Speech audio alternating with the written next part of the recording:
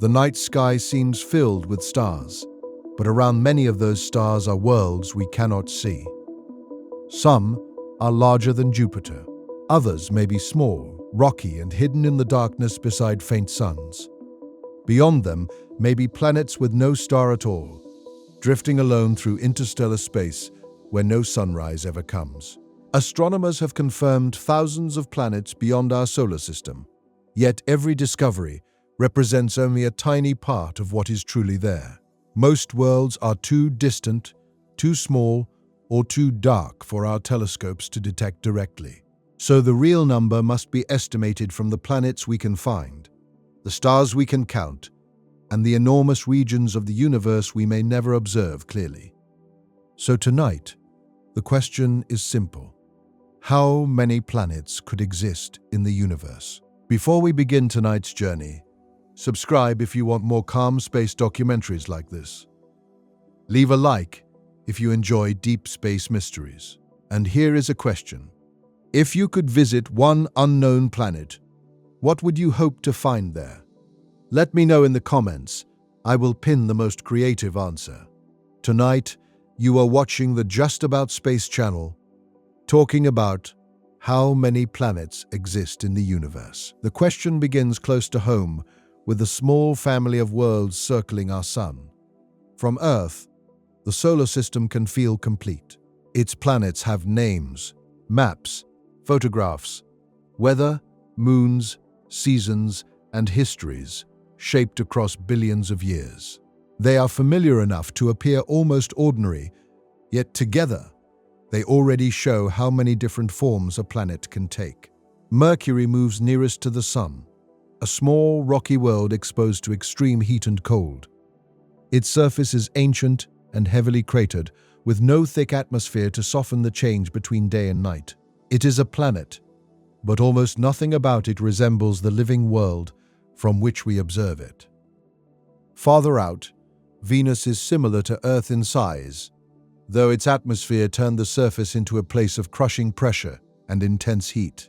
Clouds hide the ground completely, and the world beneath them remains dry, volcanic, and hostile. A planet can be almost the same size as Earth and still follow a completely different path. Earth comes after Venus, carrying oceans, continents, weather, and every known living thing. From the surface, it is easy to think of these conditions as normal. On a cosmic scale, they may be unusually specific. Atmosphere, temperature, chemistry, magnetic protection, and long-term stability meet here in a way we have not yet confirmed anywhere else. Mars is colder, smaller, and quieter. Its dry valleys and ancient channels suggest that liquid water once moved across the surface. Today, most of that water is frozen or hidden below ground. Mars shows that a planet can change, losing much of what it once had, while still preserving traces of an earlier world. Beyond the rocky planets, the solar system becomes larger and stranger. Jupiter is so massive that it contains more material than all the other planets combined. It has no solid surface where a person could stand. Its clouds descend into deeper layers of gas and liquid under pressures that grow beyond ordinary experience. Saturn is another giant, wrapped in pale clouds and surrounded by a wide system of rings. The rings appear solid from a distance, but they are made of countless pieces of ice and rock, each following its own orbit. Around Saturn move moons with frozen surfaces, hidden oceans, and landscapes shaped by forces unlike those on Earth. Uranus turns through space on its side, making its seasons unusually long and extreme.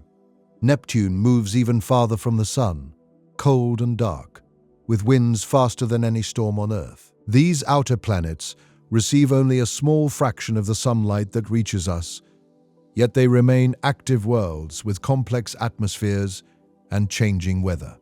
8 planets orbit the Sun, but even that simple number depends on how a planet is defined. The solar system contains dwarf planets, large moons, asteroids, comets, and distant objects whose orbits stretch into regions we have barely explored. Pluto was once counted among the major planets, then placed into a different category when astronomers found that it belonged to a larger population of similar bodies. This was not because Pluto changed. The map changed, because our knowledge changed. As more objects were discovered beyond Neptune, it became clear that the solar system was not a neat collection of a few isolated worlds. It was a vast structure filled with bodies of many sizes. Some are round because their gravity pulled them into shape. Some have atmospheres. Some may contain oceans beneath ice. The word planet is useful, but nature does not always follow the clean boundaries people create. There is no visible line in space separating one category from another. There are only worlds formed from matter, shaped by gravity, and changed by time. This matters when trying to count planets across the universe. Before estimating how many exist, astronomers must decide what is being counted. Large worlds are easy to include. Smaller bodies near the boundary become more difficult. Planets around stars are one group, while worlds drifting without stars create another. The 8 planets near us are only the most familiar members of a much larger population. Even within the solar system, the variety is difficult to explain with one simple picture. The planets formed from a disk of gas and dust surrounding the young sun. Closer to the heat, lighter materials were harder to keep, allowing rocky worlds to grow. Farther away, ice and gas were more abundant, helping giant planets become massive. But this broad pattern does not explain every detail. The planets moved while the solar system was young. Their gravities scattered smaller objects, changed orbits, and may have pushed some worlds inward or outward. Collisions altered surfaces, moons, atmospheres, and rotation. Earth's moon may have formed after a giant impact. Uranus may have been struck so strongly that it was left rotating on its side. Venus spins in a direction opposite to most of the planets. The solar system we see today is not a perfectly arranged model. It is the result of formation, movement, impact, and survival. If the same process happens around other stars, then other planetary systems should also carry the marks of complicated beginnings. Some may contain planets packed close to their stars.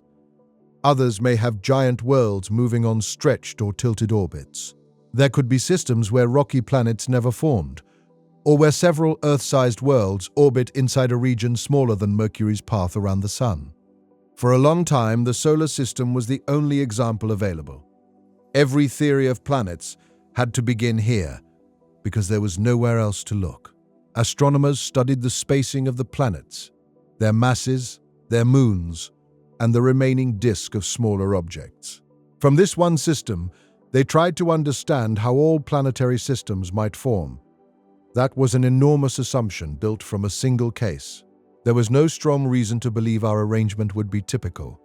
Yet for centuries, there was no evidence of anything else. The stars appeared as points of light, too distant for surrounding planets to be seen. Even nearby systems were separated from us by distances so large that a planet would disappear in the glare of its star. A world like Jupiter reflects only a tiny amount of light compared with the Sun.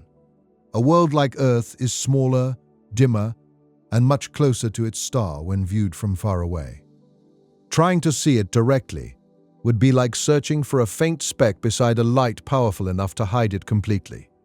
This created a strange situation. Planets seemed likely to exist elsewhere because the same elements and physical laws are present throughout the galaxy. Stars form from clouds of gas and dust, and many young stars are surrounded by disks that resemble the material from which planets can grow. Yet every known planet still belonged to the Sun. The number remained 8, only because our instruments could not reach beyond the edge of the local system. The earliest hints of other worlds came indirectly. Astronomers considered whether unseen companions might pull on distant stars. A planet is much less massive than a star, but gravity acts in both directions. The planet orbits the star, while the star also makes a smaller movement around their shared center of mass. From far away, that motion can appear as a slight shift in the star's light. As the star moves toward an observer, its spectrum changes in one direction. As it moves away, the spectrum changes in the other. Repeated changes can reveal an orbiting world that remains completely invisible.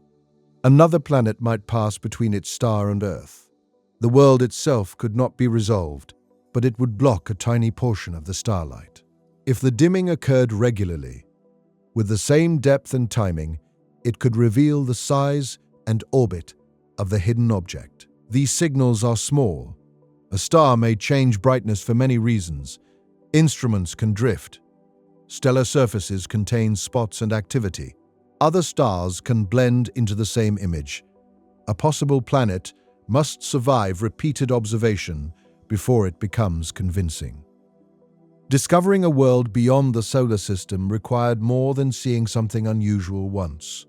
Astronomers needed patterns that returned with the precision of an orbit. The earliest confirmed discoveries changed the meaning of the night sky. The stars were no longer only distant suns. At least, some of them carried planets, and the systems they revealed did not always resemble our own. Several early worlds were large and moved extremely close to their stars. Some completed an orbit in only a few days. These giant planets existed where older theories had not expected them, heated intensely, and moving around their suns with remarkable speed. They became known as hot Jupiters, though they were not simply warmer versions of Jupiter. Their location suggested that planets can migrate after formation, moving through their systems and reshaping the orbits of other worlds. The solar system had taught astronomers to expect small rocky planets near a star and large gas planets farther away. The early discoveries showed that this arrangement was not a universal rule. That realization mattered more than the number of planets found. It meant one familiar system could not represent every possibility. As telescopes became more precise, the known population grew. Worlds appeared around different kinds of stars. Some were larger than Earth, but smaller than Neptune, a size with no close equivalent in our own solar system. Others followed stretched orbits, moving through large changes in temperature during each year. There were planets around pairs of stars. There were tightly packed systems containing several worlds. There were planets orbiting small red stars that shine far more faintly than the Sun. Each discovery expanded the range of what a planet could be. The 8 worlds near us began to look less like a complete model and more like one arrangement chosen from a far wider collection. The solar system is still the foundation, but it is no longer the boundary. Its 8 planets represent 8 confirmed examples within a universe that may contain numbers too large to picture. If worlds form naturally around stars, then the ingredients that built Mercury, Earth, Jupiter, and Neptune are not limited to one small region of the Milky Way. A distant system might begin with dozens of forming worlds and end with only a few survivors. Planets could collide and merge. Giant worlds could scatter smaller ones into deep space. Some might fall into their stars, while others remain in stable orbits for billions of years. Every mature system may be the visible remainder of a far more crowded beginning. This means the current number of planets does not reveal how many once existed. The universe may contain the remains of countless worlds inside stars, shattered into debris, or wandering between systems after being thrown away. The 8 planets we count today may be survivors rather than the full original population. This gives the question of planetary numbers a deeper uncertainty. Are we counting worlds that remain in orbit now, all worlds that formed, or every large object moving alone through space? Each choice leads to a different answer. For the journey ahead, the most useful starting point is the population that can still be studied. Planets, orbiting stars, along with the hidden worlds that current methods only partly reveal. The solar system provides a scale. One star has 8 major planets, several dwarf planets, hundreds of moons, and an enormous population of smaller bodies. If every star contained something similar, the number across the galaxy would already be immense. But other stars may carry more planets, fewer planets, or none that survived. Some systems could be tightly packed, while others might contain worlds on paths extending far beyond Neptune. There is no reason to multiply the number of stars by 8 and assume the problem is solved. The universe does not build the same system repeatedly. Astronomers must observe many stars, learn which planets are easiest to detect, correct for the worlds that remain hidden, and estimate an average from an incomplete sample. That work began when reliable signals from distant systems appeared. A star moved slightly because something unseen was pulling it. Another dimmed with a rhythm that could not be explained by ordinary variation. The solar system was no longer alone. And once the first planets beyond the Sun were confirmed, the familiar 8 worlds near Earth became the opening page of a much larger and far less visible planetary universe. The discovery did not begin with a clear image of an alien world. There was no blue sphere beside a distant star, no visible ocean, ring system, or cloud layer waiting to be studied. The evidence arrived indirectly, through motions and rhythms too small for the human eye to notice. A planet is usually overwhelmed by the light of its star. Even a large world reflects only a tiny fraction of the light produced beside it. And from many light years away, the two objects appear almost in the same place. The star becomes a brilliant point. The planet disappears inside that glare. For a long time, this made other planetary systems seem almost impossible to observe. Astronomers could study stars, measure their temperatures, masses, ages, and chemical elements, yet the worlds that might circle them remained hidden. The solution was to stop searching only for a planet's light and begin searching for what the planet did to its star. Gravity does not act in one direction. A star pulls on a planet, but the planet also pulls on the star. The star is far more massive, so its movement is much smaller, though it is not zero. Both objects move around a shared center of mass. If the planet is large enough and close enough, the star can appear to move slightly toward Earth, and then slightly away again. This motion changes the wavelength of the star's light. The shift is extremely small, but if it repeats with a regular period, it can reveal an invisible companion. The planet remains unseen. Its gravity becomes the evidence.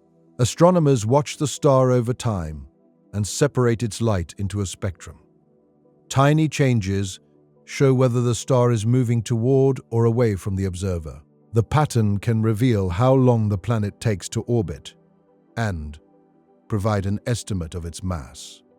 A larger planet creates a stronger pull.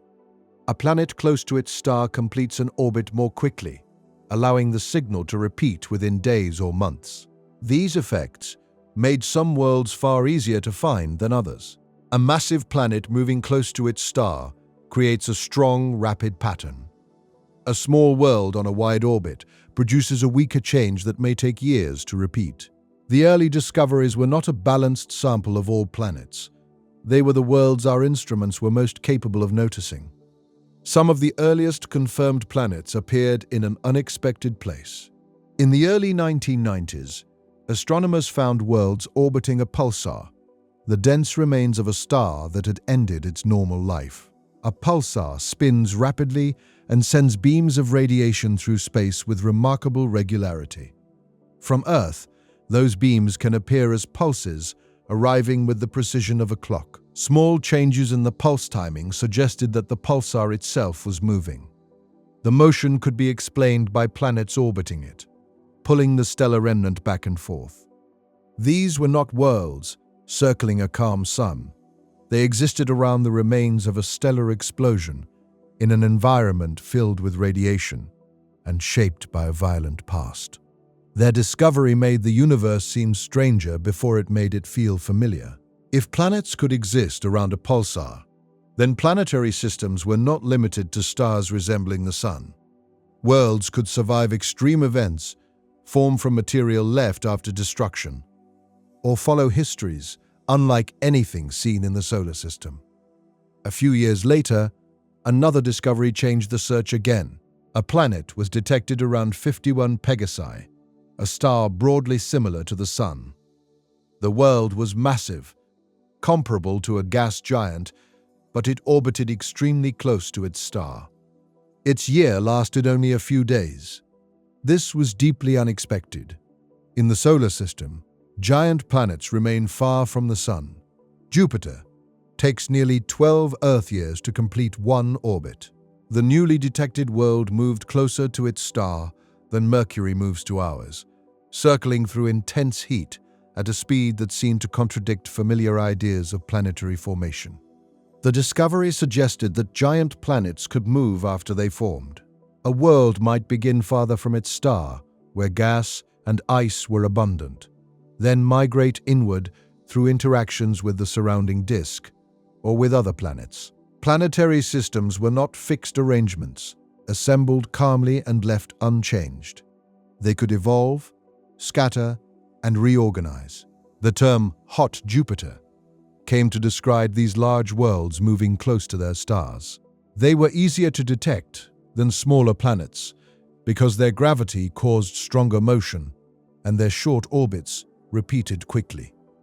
For a time, they seemed surprisingly common, but this did not necessarily mean that most planetary systems were filled with hot Jupiters. It meant the search methods were naturally drawn toward them. The largest and closest planets left the strongest signals, so they appeared early in the record. This is one of the most important lessons in counting planets. Discovery is shaped by visibility. The planets found earliest are not always the planets that exist most often. They are the planets that reveal themselves most clearly to the instruments being used. Another method expanded the search even further. If a planet's orbit is aligned correctly, the world can pass between its star and Earth. The planet blocks a small amount of light, causing the star to dim. This event is called a transit. The change may be tiny. A large planet might block around 1% of the starlight. An Earth-sized world crossing a Sun-like star would block far less. Yet sensitive telescopes can measure these repeated dips. A single dimming is not enough. Stars change brightness naturally, and other objects can create similar signals. But when the same amount of light disappears on a regular schedule, the pattern can reveal an orbiting planet. The depth of the transit suggests the planet's size. The time between transits reveals the length of its year. The duration of the crossing adds more information about the orbit and the star. When transit measurements are combined with the star's motion, astronomers can begin estimating both size and mass. From those values, they can calculate average density and ask whether the planet is likely rocky, gaseous, icy, or something between familiar categories. A world that cannot be seen directly begins to acquire physical character. This changed the meaning of exoplanet discovery. Astronomers were no longer only proving that distant planets existed. They were beginning to compare their sizes, temperatures, densities, atmospheres, and orbits. The known population grew from a few unusual examples into thousands of confirmed worlds. The solar system began to look unusually spacious. Around some stars, multiple planets orbit within a distance smaller than Mercury's path around the Sun. Their years may last only days or weeks. From one of those worlds, neighboring planets could appear large in the sky, changing position quickly as they moved around the same faint sun. These compact systems showed that planetary architecture could vary greatly. The same laws of gravity apply everywhere, but the results depend on how much material was present, how it moved, and which worlds survived the system's early history. There were also planets following highly stretched orbits, moving close to their stars during one part of the year and far away during another. Others circled pairs of stars, following paths shaped by two suns rather than one. The more planets astronomers found, the less useful it became to divide them only into Earth-like worlds and Jupiter-like worlds. A large population appeared between the sizes of Earth and Neptune.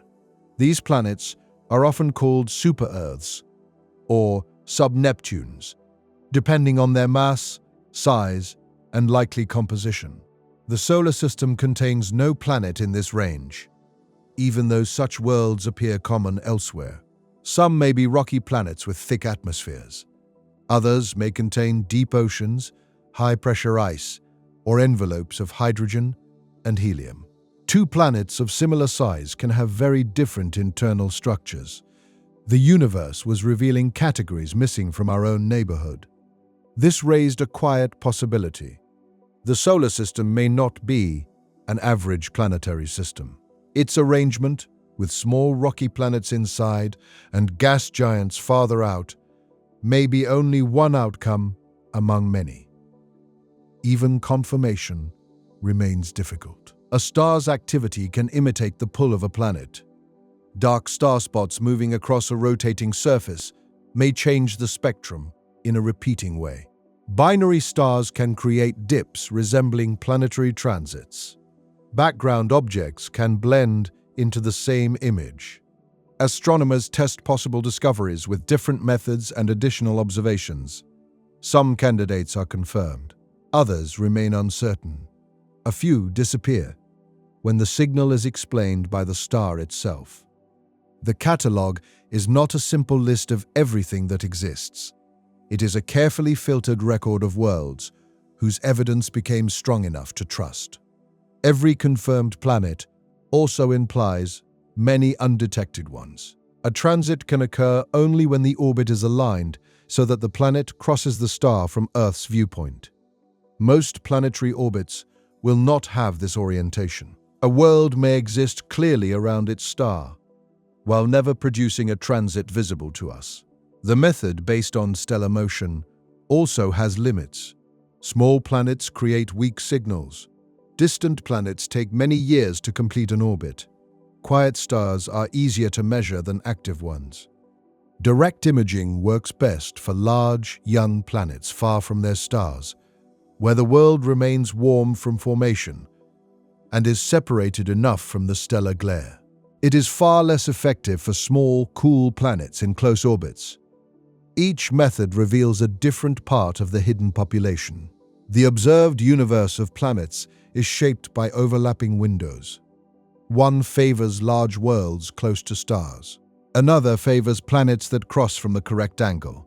Another finds young giants on wide paths. The worlds outside those windows do not vanish.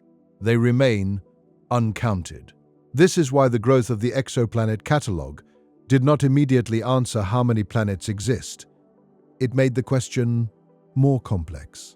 Every discovery showed that planets were common, while also revealing how much remained invisible. A telescope may watch thousands of stars and find planets around only a fraction of them. That does not mean the others are empty. Their planets may be too small, too distant, tilted at the wrong angle, or hidden inside signals too weak to separate from noise. The absence of detection is not the same as the absence of a world. Astronomers began using discoveries statistically. Instead of asking only whether a particular star had a known planet, they asked how often different types of planets appeared among stars that had been studied carefully. If a survey found a certain number of worlds but could detect only a known fraction of those likely to exist, the hidden population could be estimated. The result would never be exact, but it could reveal whether planets were rare exceptions or common products of star formation. The answer increasingly pointed toward abundance. Many stars appeared to host planets.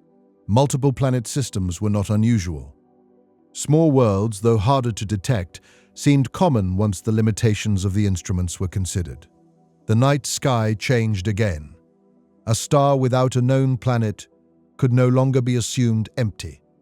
It might carry worlds too faint to reveal themselves. A dark point between constellations could be a sun surrounded by rocky planets, giant worlds, moons, rings, and debris, none of them visible from Earth. Some could resemble the solar system, most probably would not. The earliest confirmed exoplanets opened the door, but the expanding catalogue made the hidden scale impossible to ignore. Thousands of discoveries represented only the easiest worlds to notice around a tiny fraction of the stars in the Milky Way. The real population had to be much larger than the list. And as each discovery method revealed only the planets that happened to leave the right signal, the search began turning toward the far greater number of worlds our telescopes were still unable to see. The hidden population begins with geometry. A planet may orbit its star for billions of years without ever crossing the star from Earth's point of view. Its path could be tilted only slightly away from the narrow alignment needed for a transit, and the world would leave no regular dimming in the light we receive. Nothing about that planet would be unusual. It might be large, small, rocky, gaseous, frozen, or covered by oceans. It could move through a perfectly stable orbit and remain completely absent from the transit record. For every system aligned well enough to reveal several planets, many more will be turned at angles that hide them. The worlds are not missing from the galaxy. They are missing only from our line of sight. The farther a planet orbits from its star, the less likely it becomes to cross the stellar disk from our perspective. A close world traces a tight path and has a greater chance of producing a transit. A distant world follows a wider orbit, and the possible alignments become even narrower. This means surveys naturally collect many planets close to their stars. They are easier to notice because their transits are more likely, and because their years are short. A telescope watching for several years may record hundreds of crossings from a world that completes an orbit every few days. A planet like Jupiter would require nearly 12 years to circle a star like the Sun. A distant observer would need patience, a stable telescope, and the correct alignment to witness even one complete repeating pattern. A planet farther out could take many decades to return. The instrument might stop operating before the orbit repeated. A single dip could be recorded, and then remain unexplained because the next one would occur long after the survey ended. Entire populations of distant planets may therefore remain hidden, simply because human observation has not lasted long enough. The method that watches a star's motion has its own limits. A large world close to its star creates a strong and rapid pull. A small planet far away causes a weaker movement that unfolds slowly. The star itself may change for many other reasons. Magnetic regions can rotate into view, the surface can rise and fall, and activity can shift the shape of its spectral lines. A small planetary signal may disappear inside these changes. Quiet stars allow more precise measurements. Active stars can hide worlds that would be easier to find elsewhere. A planet could orbit one star and be detected quickly, while an identical planet around a restless star remains uncertain for decades. A planet can therefore escape, one method because of its angle and another because of its size, distance, or star. Direct imaging seems as though it should avoid these problems by showing the world itself. In practice, the light of the star remains one of the strongest barriers in astronomy. A planet may reflect or emit billions of times less light than the star beside it. Their apparent separation can be so small that the world lies inside the blurred glow produced by the telescope. Special instruments can block the central starlight and search the darker region around it. This works best for large, young planets, far from their stars. Such worlds remain warm from formation and stand at a wider, visible distance from the stellar glare. An older, Earth-sized world in a moderate orbit is far more difficult. It is small, cool, and close to its star in the sky. Even if its surface carries continents, clouds, or life, the light reaching us may be too weak to separate. The planets we can photograph directly are therefore another unusual group. They are not necessarily typical. They are the worlds bright enough and distant enough from their stars to become visible. Each method opens a window and leaves darkness around it. Transit surveys reveal aligned systems. Stellar motion exposes planets with strong gravitational influence. Direct imaging finds bright worlds separated from their stars. Microlensing catches temporary alignments across the galaxy. The hidden population lies between these windows. There may be small, rocky worlds orbiting far from bright stars, cold giants circling quietly at the edges of systems, and planets moving around stars too faint or crowded for precise measurement. Even within known systems, the count may be incomplete. A star with one confirmed planet may contain several others. The detected world could be the largest, the closest, or simply the one whose orbit creates the clearest signal. Smaller companions may continue moving unseen. When several planets are known, gaps between their orbits can suggest additional worlds. Slight changes in timing may hint at unseen gravity. The stability of the system may make more sense if another planet is present. But hints are not confirmations. Astronomers can predict where a hidden world might orbit and how massive it could be, then wait for better instruments or more years of data. Some predictions eventually become discoveries. Others remain possible planets whose existence cannot yet be proven. The solar system again shows how misleading a partial count can be. Neptune was found after its gravity disturbed the orbit of Uranus. Before telescopes identified it, the planet had already circled the Sun throughout all of recorded history. It was not created by discovery. It merely became visible to human knowledge. Distant systems may contain their own unseen Neptunes, Jupiters, Earths, and smaller worlds, influencing the planets we know while remaining hidden themselves. There is also a boundary created by size. Large planets produce stronger signals. Small planets block less light, pull less strongly on their stars, and emit less radiation. As worlds become smaller, they gradually disappear beneath the sensitivity of current instruments. Mars-sized planets are harder to find than Earth-sized worlds. Objects comparable with the Moon or large dwarf planets would be almost invisible around most stars. If the universe contains enormous numbers of small planetary bodies, present surveys could overlook nearly all of them. Counting only worlds above a certain size gives a practical number, but it does not reveal the full landscape of objects formed around stars. A distant system might contain a few large planets and hundreds of smaller bodies shaped into spheres by their own gravity.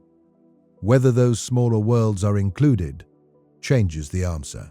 The uncertainty does not make counting meaningless. It means every total must be connected to a definition, a method, and a range of confidence. Astronomers do not need to see every planet individually to estimate how many exist. They can measure how effective a survey is, test which signals it would detect, and calculate how many worlds probably remained hidden. A transit survey can place artificial planetary signals inside real observations. Researchers then test whether the search process recovers them. If large, close planets are found easily, but small distant planets are usually missed, the difference can be measured. The observed count can then be corrected. If a survey detects 10 planets of a certain type, but would notice only 1 out of every 10 such worlds, the true population represented by the sample may be closer to 100. The real calculation is more careful, yet the principle remains simple. The planets we see are used to estimate those we do not. This correction depends on understanding the telescope, the stars, the observation length, the noise, and the geometry of planetary orbits. Any mistake in these assumptions changes the result. Different surveys may produce different estimates because they observe different stars or use different methods. One may focus on sun-like stars. Another may watch red dwarfs. Another may search a crowded region of the galaxy. The universe does not provide one perfectly balanced sample. Red dwarfs deserve particular attention because they are the most common kind of star in the Milky Way. They are smaller, cooler, and fainter than the Sun. Their planets can be easier to detect when they orbit close enough to produce frequent transits. If red dwarfs commonly host several small worlds, they could contribute an enormous fraction of the galaxy's total planet count. But these stars are harder to study in other ways. Their activity can interfere with measurements. Faint stars provide less light to analyze. Planets on wide orbits may remain almost completely hidden. Sun-like stars are brighter and familiar, but they are less common. Large, hot stars live shorter lives, offering less time for stable systems to develop. Small, cool stars can remain for trillions of years, giving their planets an almost unimaginable future.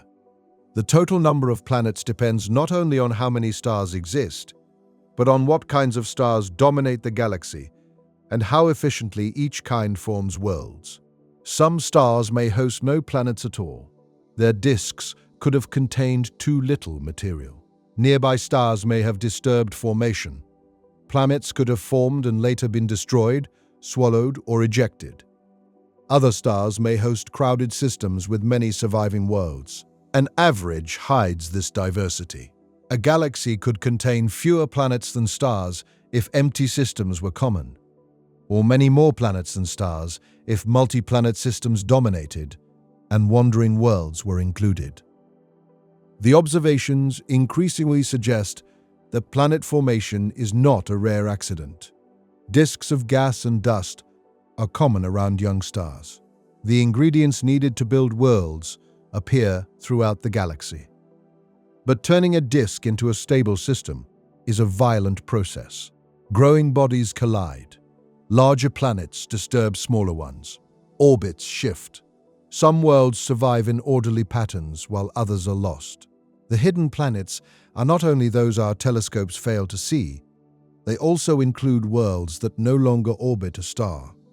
A gravitational encounter can throw a planet out of its system. Once released, the world becomes extremely difficult to detect. It receives no steady light from a nearby sun and produces no repeating signal around a star. Such planets could pass through the galaxy in almost complete darkness. Their existence means even a perfect census of planets around stars would remain incomplete. Before those wandering worlds can be added, astronomers need a reliable estimate of how many planets ordinary stars usually keep. That requires looking beyond the visible catalogue and reconstructing the population from incomplete signals. The task is similar to standing on a dark coast and estimating the number of ships on an ocean by counting only the lights pointed in your direction. Some are bright, some are hidden by distance, and many never turn toward you at all. The observed lights still contain information, but only after their limitations are understood. As surveys improve, smaller and more distant planets enter the record. A system once thought to contain one world becomes a system of three. A star considered empty reveals a planet after another decade of measurements. The count grows not because new planets are appearing, but because the boundary of visibility is moving. That boundary will continue moving. Larger space telescopes may separate faint planets from stellar glare. Longer surveys may reveal worlds on wide orbits. More precise measurements may detect the weak pull of planets similar to Earth. Yet there will always be worlds beyond the reach of a particular instrument. The purpose of the census is not to wait until every planet is seen. It is to use the visible sample carefully enough that the hidden population can be estimated without pretending the uncertainty has vanished. Only then can the search move from individual discoveries toward the larger question of how many planets an ordinary star is likely to possess. And once the unseen worlds were added back into the picture, the scattered discoveries around distant stars could begin revealing how many planets might belong to the average planetary system. An average sounds simple. Count the planets, count the stars, divide one number by the other, and a clear answer should appear. But the galaxy does not offer a complete list. Most stars have never been watched long enough to reveal every world around them, and even the best surveys are sensitive to only certain sizes and orbits. The average must therefore be reconstructed from fragments. Astronomers begin with stars that have been observed carefully. Around some, several planets are known. Around others, only one has been detected. Many appear empty, though the earlier search has already shown why silence cannot be trusted. A system can look barren simply because its planets are small, distant, tilted away from us, or hidden by the behavior of the star. The visible catalogue is corrected for these missing worlds. Researchers estimate how often a planet of a given size and orbit would have been detected, then use that probability to infer how many similar planets were probably present, but unseen. A single discovered world can represent many hidden ones. If a survey would notice only one planet out of every 10 with certain properties, each confirmed detection carries more statistical weight than the object itself. The planet in the catalogue becomes evidence for a larger population beyond the instrument's reach. This process does not produce one universal average. The answer changes depending on which planets are included. A count limited to large worlds in close orbits will be lower than a count that includes small planets and wide systems. Extending the search from 10-day orbits to 10-year orbits adds regions where surveys are less complete. Lowering the minimum planet size introduces worlds that leave weaker signals. The question, how many planets belong to an average star, always contains quieter questions beneath it. How small can a planet be? How far from its star should the count extend? Which kinds of stars are being considered? Are worlds without stars included? Every boundary changes the result. Even so, several independent methods have pointed toward the same broad picture. Planets are not rare companions found around a few unusual suns. They are a common outcome of star formation, and the average number of planets per star appears to be at least one when wide populations are considered. That statement does not mean every star has exactly one planet. Some may have none. Others may have crowded systems containing many worlds. The average blends these different histories into one number. A galaxy with half its stars empty and half carrying 2 planets would still average 1 planet per star. So would a galaxy in which most stars had 1 world while a smaller group contained large families. The average describes abundance, not arrangement. The known systems make this diversity clear. Some stars host hot giants moving through orbits measured in days. Others contain several small worlds packed into narrow regions. A few systems resemble the broad architecture of our own, while many seem entirely unfamiliar. Around certain stars, multiple planets cross from our point of view.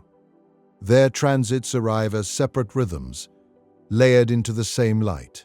One repeats every few days, another every few weeks, and another after a longer interval. The pattern reveals a system that would otherwise appear as a single, unresolved point. But even these systems may contain more planets than the transits show. If one orbit is tilted slightly differently, its world may never cross the star from Earth.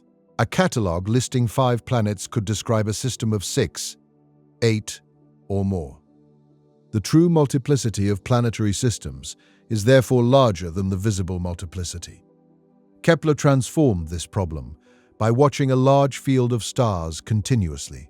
Rather than moving from target to target, it measured the brightness of many stars again and again, waiting for repeated dimming. This created a statistical sample large enough to reveal patterns that individual discoveries could not. Large planets close to stars were easy to find, but smaller worlds also appeared in great numbers once the data became sensitive enough. The results suggested that planets between the size of Earth and Neptune are especially common, even though the solar system contains no direct equivalent between those 2 worlds. This missing local category is an important warning. If humanity had tried to predict the galaxy using only the solar system, it might have underestimated one of the most common kinds of planet. Our nearby example is detailed, but it is not complete enough to define what is normal. The galaxy contains types of systems that our own neighborhood never produced or no longer contains. Small planets appear particularly abundant. They are more difficult to detect than giants, yet after correcting for visibility, their numbers rise. Large gas planets are impressive and easier to notice, but they do not dominate the population simply because they dominate early discoveries. Nature seems to build many modest worlds.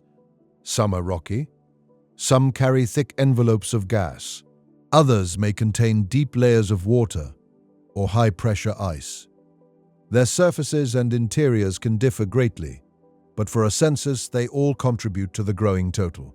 The stars themselves also change the average. Red dwarfs are the most common stars in the Milky Way. They are smaller, cooler, and fainter than the Sun, and many have been found with compact systems of small planets. Because the stars are small, a planet crossing in front of one blocks a relatively large fraction of its light, making the transit easier to measure. A red dwarf's habitable region lies close to the star, so potentially temperate planets complete short orbits. Several crossings can be observed within a few years, allowing surveys to confirm worlds that would require much longer records around stars like the Sun. This gives astronomers a clearer view of some red dwarf systems, though it does not remove every bias. Planets on wide orbits remain difficult, and active flares can complicate measurements. Still, if the most common stars frequently carry several small planets, their contribution to the galactic total becomes enormous. Sun-like stars offer another part of the picture. Their planets are often harder to detect when the orbits resemble those of Earth or Jupiter, because the years are longer and the transit probability is lower.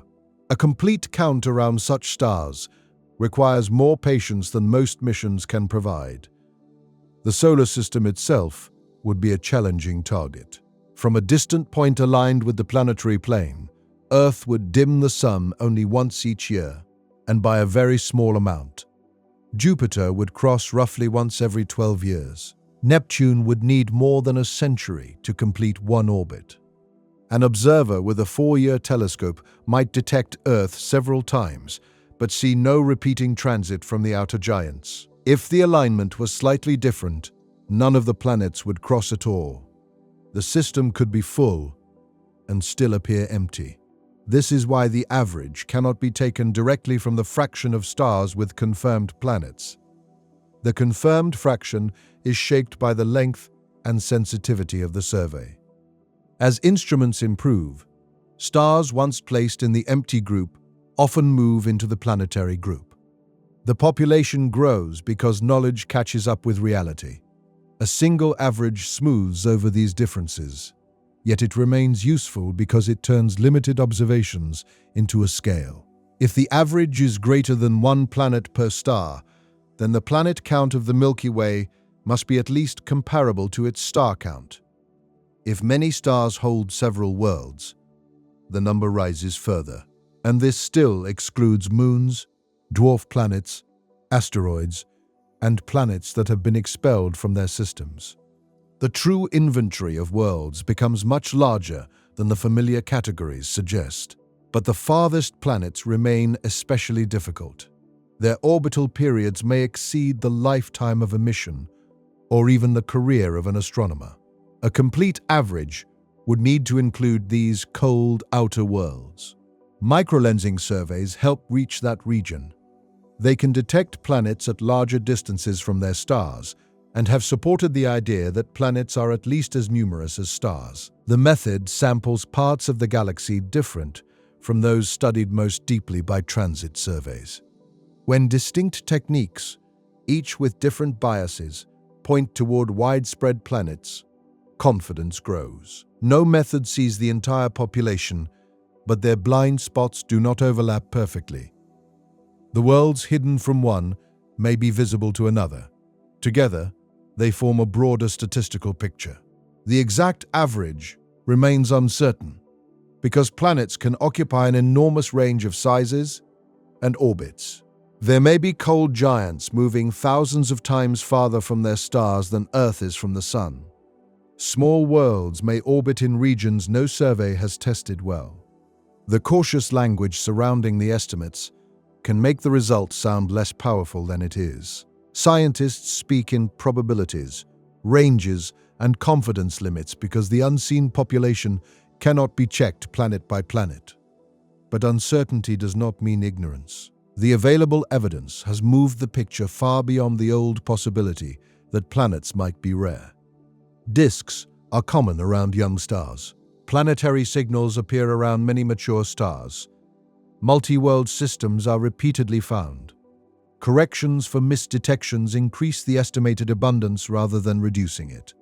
The broad direction is clear. The galaxy is filled with worlds. An average of one planet per star already creates a number beyond direct exploration.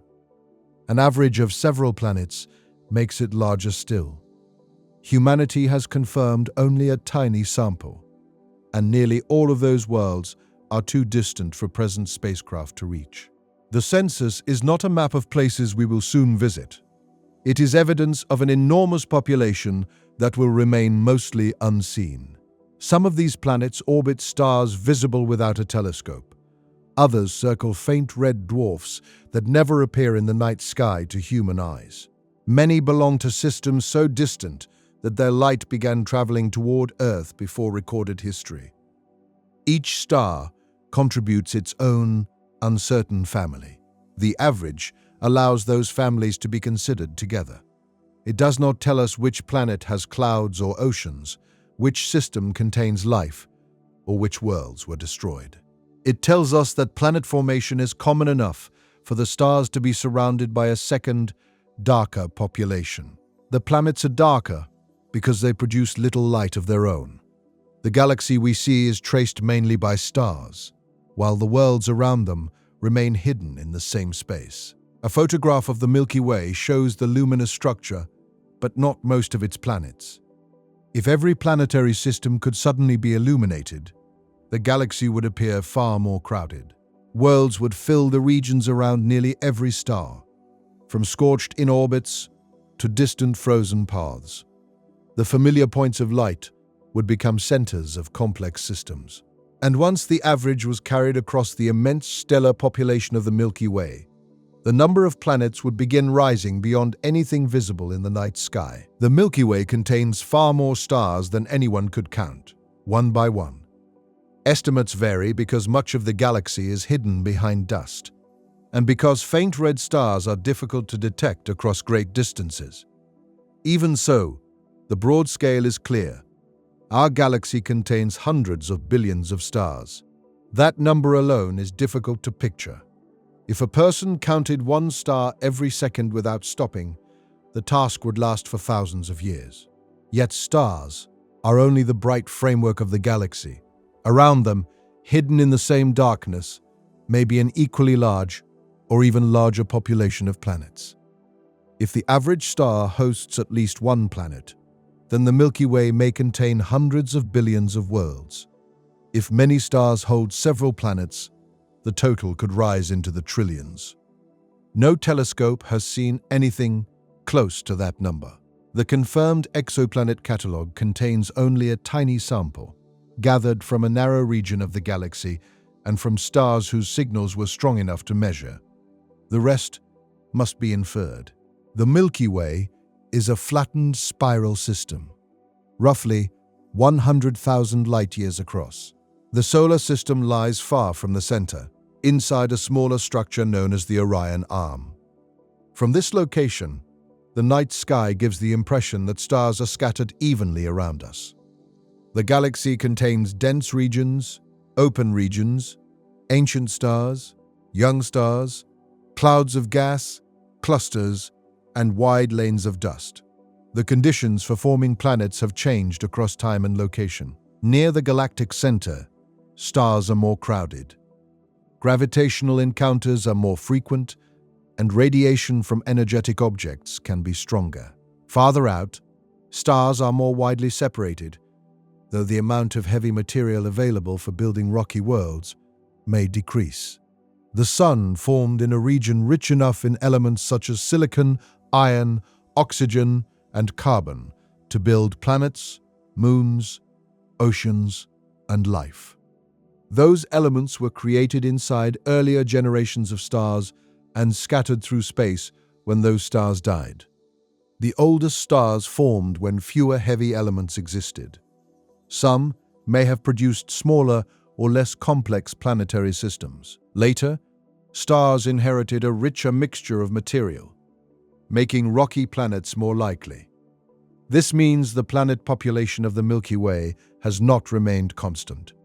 Billions of years ago, the galaxy may have contained fewer solid worlds. As generations of stars formed and died, they seeded space with the materials needed for new planets. The number and variety of worlds increased. Today, the galaxy contains stars of many ages. Some formed recently inside bright clouds. Others are nearly as old as the Milky Way itself. Their planets, if they survived, could have existed for billions of years before Earth appeared. The count, therefore, includes planets at very different stages. Some are still forming inside dusty disks. Some are young and hot. Others have cooled, lost atmospheres, developed oceans, or become frozen and inactive. A planet can fall into its star, collide with another world, break apart, or be thrown into interstellar space. The current population is the remainder of a much larger history of formation and destruction. Suppose the Milky Way contains 200 billion stars. An average of 1 planet per star would give 200 billion planets. An average of 2 would give 400 billion. An average closer to the solar system's 8 major planets would create more than 1 trillion. These examples are not final answers. They show how strongly the result depends on the assumed average. The true number also depends on whether only large planets are counted. If the census includes Mars-sized worlds, Moon-sized bodies, and dwarf planets, the total rises dramatically. One star can hold far more round worlds than the familiar list of major planets suggests. The solar system has 8 planets, but it also contains several recognized dwarf planets and many more objects that may eventually qualify. Cold regions far from a star can contain large reservoirs of ice and rock.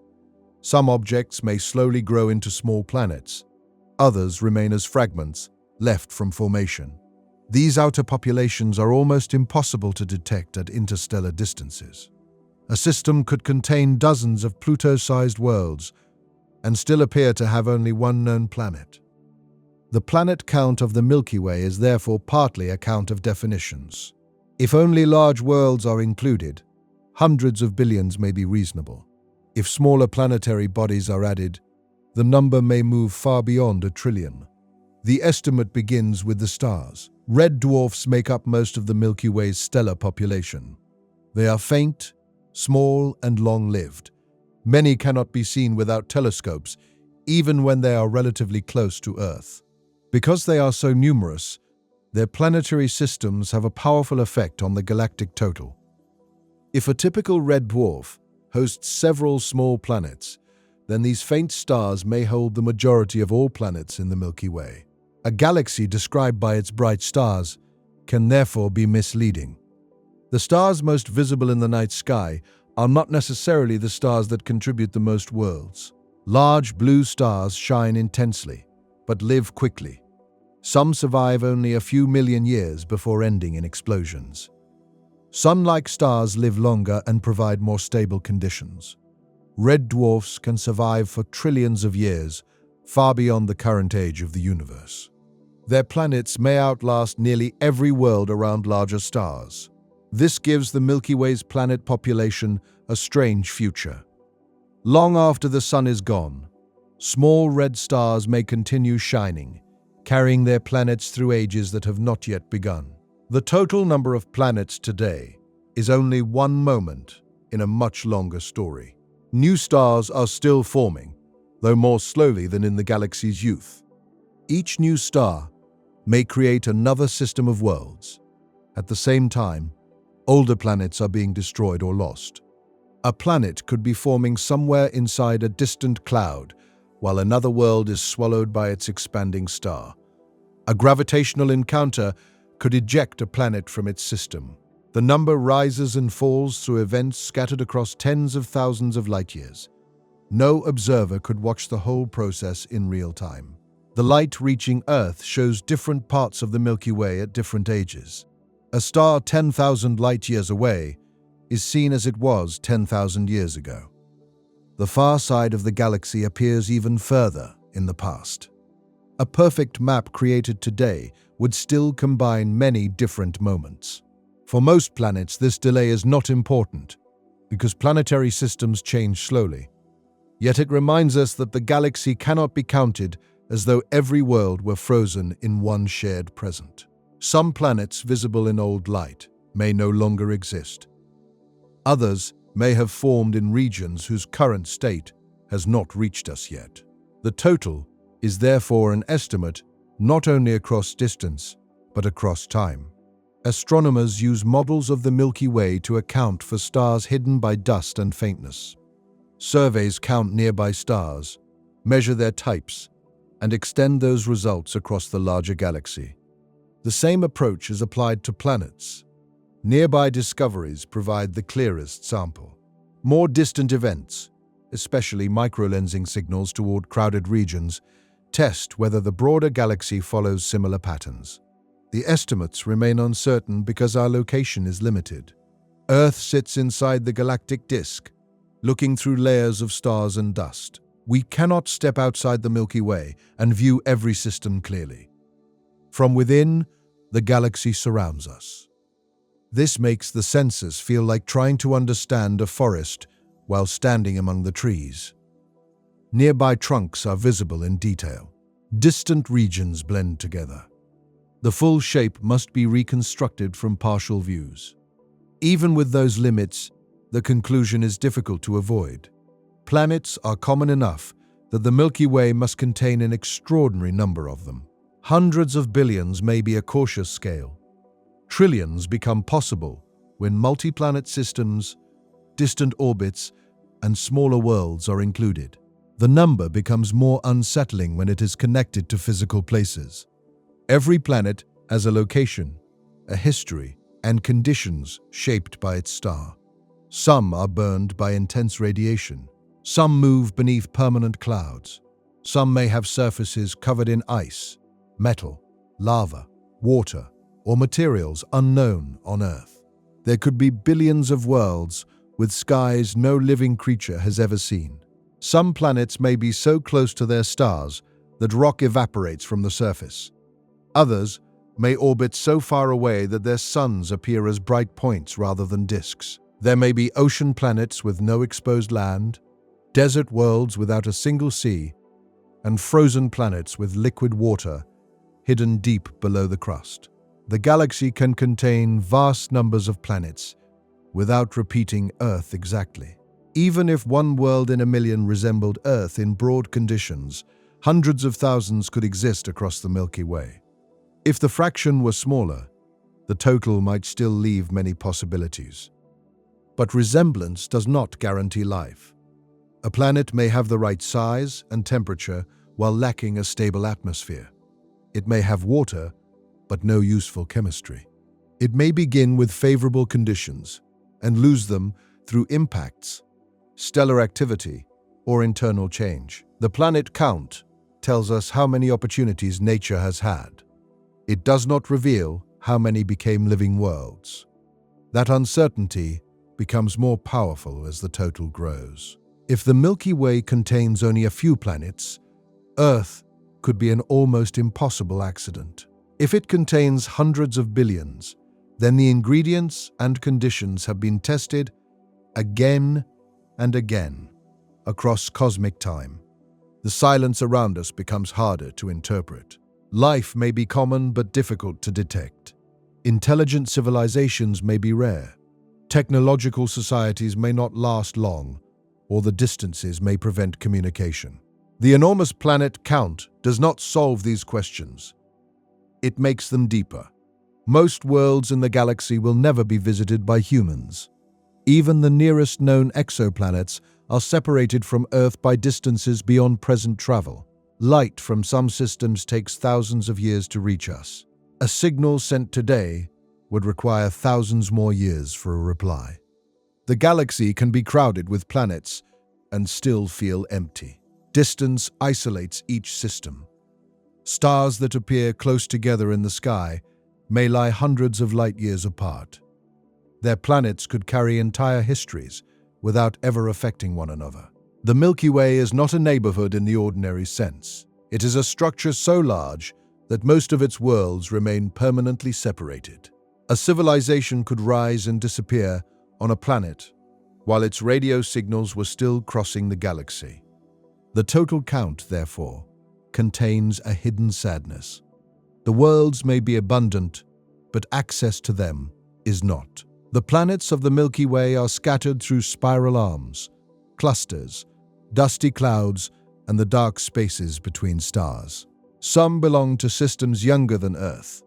Others may have existed for twice as long. Some orbit stars that will remain stable for trillions of years. Their combined number is almost certainly beyond direct counting. The most responsible answer is not one precise total, but a range built from observations and uncertainty. The Milky Way likely contains at least as many planets as stars, and possibly several times more. This places the broad count somewhere from hundreds of billions to trillions, depending on size limits, orbital distances, and the treatment of smaller worlds. Yet even that estimate includes mainly planets still attached to stars. Planetary systems are not closed forever.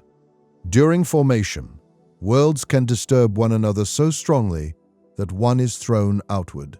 Encounters between stars can loosen distant orbits. A dying star can change the gravitational balance of its system. Some planets leave their suns behind. Once ejected, they become extremely difficult to find. No nearby star lights their surface. No repeating orbit announces their presence. They move through interstellar darkness, cold and almost invisible. If these wandering worlds are common, then the planet count of the Milky Way is larger than the stellar census can reveal. The galaxy may contain a second population that does not gather around its points of light at all. And beyond the hundreds of billions of planets held in orbit, an unknown number of worlds may be drifting alone through the darkness between the stars. They would not circle a sun. No sunrise would move across their horizons, and no familiar year would carry them through seasons of light and shadow. These planets would travel through the Milky Way on paths shaped by the galaxy itself, almost invisible unless chance placed them in front of something brighter. A rogue planet may once have belonged to an ordinary system. It could have formed from the same disk of gas and dust that created several neighboring worlds, beginning its existence beneath the light of a young star. For a time, it may have held a stable orbit. Young planetary systems are rarely calm. Large worlds move through disks filled with smaller bodies, and their gravity changes nearby paths. One planet may be pushed inward while another is thrown outward. If the outward-moving world gains enough speed, the star can no longer hold it. The planet crosses the edge of the system and continues into interstellar space. It does not stop being a planet when it loses its sun, but nearly everything about its environment changes. The star would slowly shrink behind it. At great distance, the light and warmth that once shaped the planet would become faint. Surface temperatures would fall. Atmospheres could freeze and settle onto the ground. Oceans exposed to the sky might turn into thick layers of ice. A world once filled with weather could become silent. This ejection may happen while the system is still young, before the planet has reached a stable state. It may also happen much later. A passing star can disturb distant orbits. A companion star can destabilize a system. Changes during the death of a star can release worlds that remained bound for billions of years. Some planets may never have belonged to a mature star at all. Small clouds of gas can collapse into objects with masses similar to giant planets, leaving them to drift from birth. Counting such worlds is difficult because planets normally reveal themselves through their stars. A transit blocks starlight. A gravitational wobble moves the star. Reflected light comes from the star.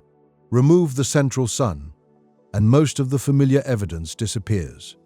A rogue planet produces almost no visible light of its own. Young giant planets can remain warm enough to glow in infrared wavelengths. Their interiors preserve heat left from formation, and slow contraction can continue releasing energy. Large telescopes may detect this faint warmth if the world is close enough. Older and smaller planets become much harder to find. As they cool, their infrared glow weakens. A rocky rogue planet could pass relatively near the solar system without appearing as more than a dark object moving against darker space. Microlensing provides one of the few ways to reveal such a world. When a rogue planet passes almost exactly in front of a distant star, its gravity bends the background light. The star briefly appears brighter. The pattern may last days, hours, or less, depending on the planet's mass and motion. The planet remains dark, yet its gravity changes the light behind it. The event is temporary. Once the alignment ends, the planet continues onward and may never be observed again. Astronomers can estimate its mass from the brightening pattern, but many details remain unknown. Microlensing surveys watch dense fields of stars, waiting for these brief changes.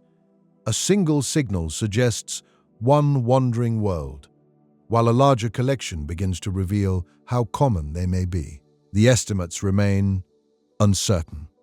Some studies suggest that rogue planets could be extremely numerous, perhaps approaching or exceeding the number of stars. Other analyses give lower totals, especially for Jupiter-sized worlds. The count depends strongly on how many smaller planets exist below current detection limits. A galaxy containing hundreds of billions of stars could also contain hundreds of billions of wandering planets. If Earth-sized and smaller rogue worlds are common, the number might be far greater. Planet formation naturally creates objects of many sizes. A system may begin with numerous growing worlds competing for stable orbits. Some collide and merge. Others are scattered into the star, into distant paths, or completely out of the system. The final family around a star may represent only the survivors. The lost worlds become part of a galactic population that no stellar census can capture. A rogue planet would not move through completely empty space.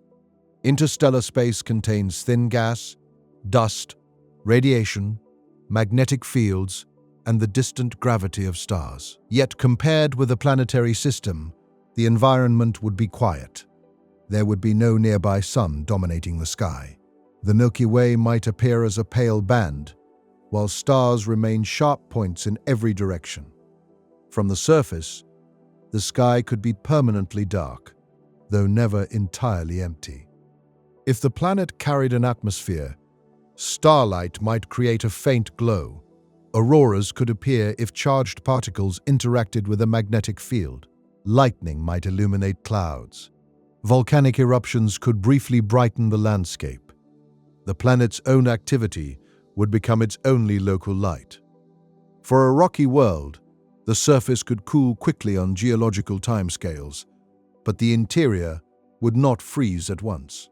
Heat from radioactive elements and from the planet's formation could remain for billions of years. A thick atmosphere might trap some of that warmth. Hydrogen is especially effective at slowing heat loss under certain conditions, allowing temperatures beneath the atmosphere to remain far above what the planet's distance from any star would suggest. Far below the clouds, liquid water might remain possible. Another world could be covered by a frozen shell, while an ocean survived beneath it. Earth's icy moons show that sunlight is not the only source of energy capable of preserving liquid water.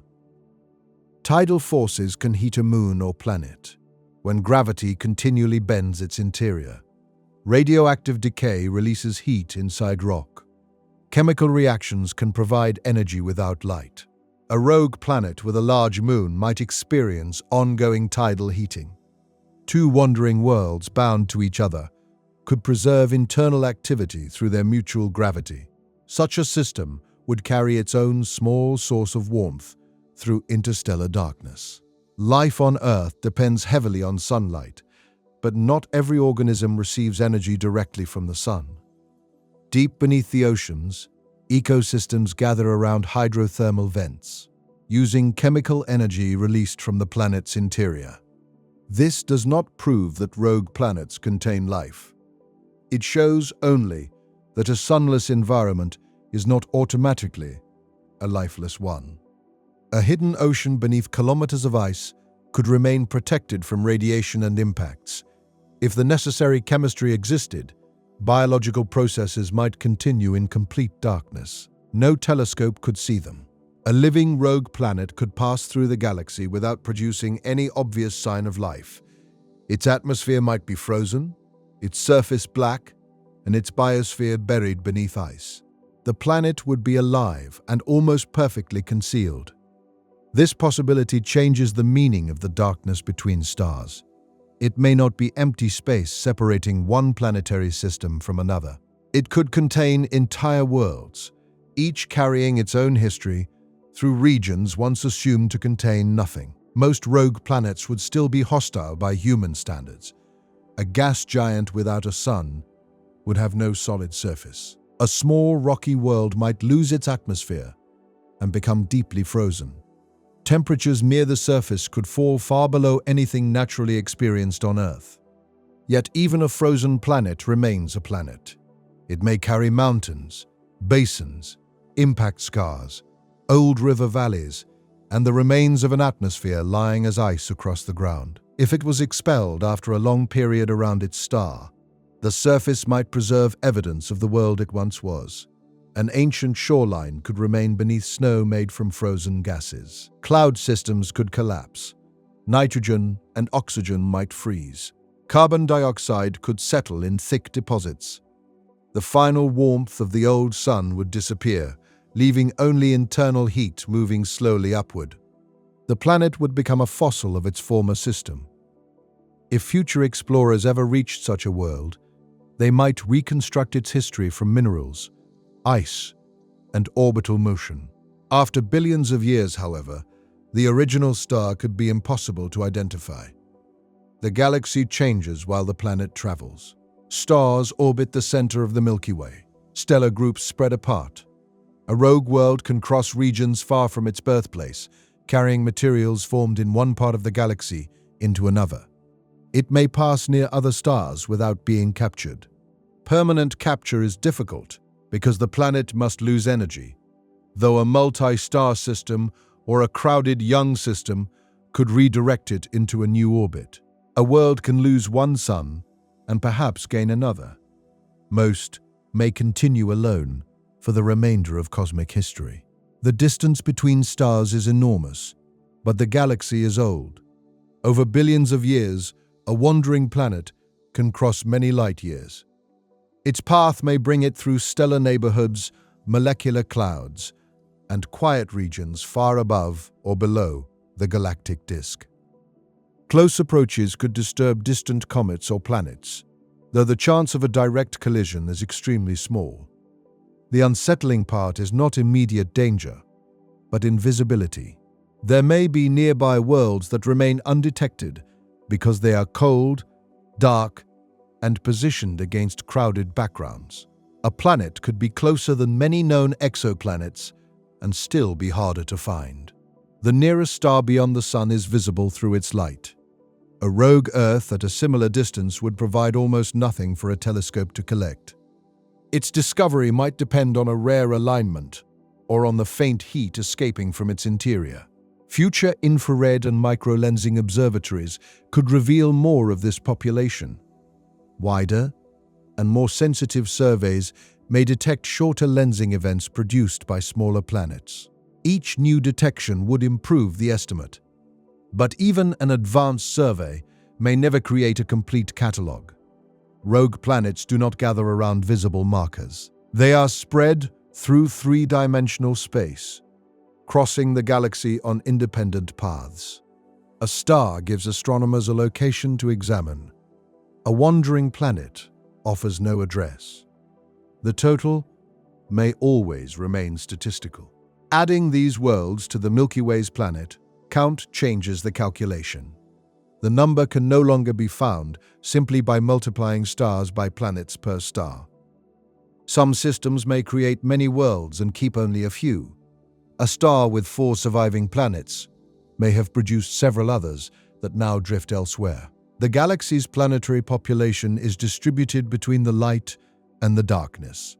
Around stars, worlds move in repeated orbits that can be measured. Between stars, other worlds move without years, seasons, or a central point to return to. The distinction may not be permanent. Planets can be ejected, captured, or released when stars die. A planet circling a star today could become a rogue world in the future, while a wandering planet could enter a new system. This movement connects planetary systems across the galaxy in a slow and almost invisible exchange. The Milky Way may contain far more worlds than its bright stars suggest, yet the darkness between those stars is not the only place planets can hide. Some remain attached to objects that barely shine at all. Small red dwarfs can be so faint that their planetary systems are difficult to notice from a distance. Brown dwarfs glow weakly. White dwarfs and neutron stars are the remains of stars whose ordinary light has ended, yet planets can still orbit them. A planet does not need a bright and familiar sun to remain part of a system. And beyond the worlds drifting without any star, other planets may still be circling suns so small, faint, or dead that their systems are almost as hidden as the darkness itself. The brightest stars are not the most common stars in the galaxy. They dominate the night sky because they release enormous amounts of light, yet they represent only a small part of the Milky Way's population. Most stars are smaller, cooler, and far less visible. A red dwarf may contain only a fraction of the sun's mass.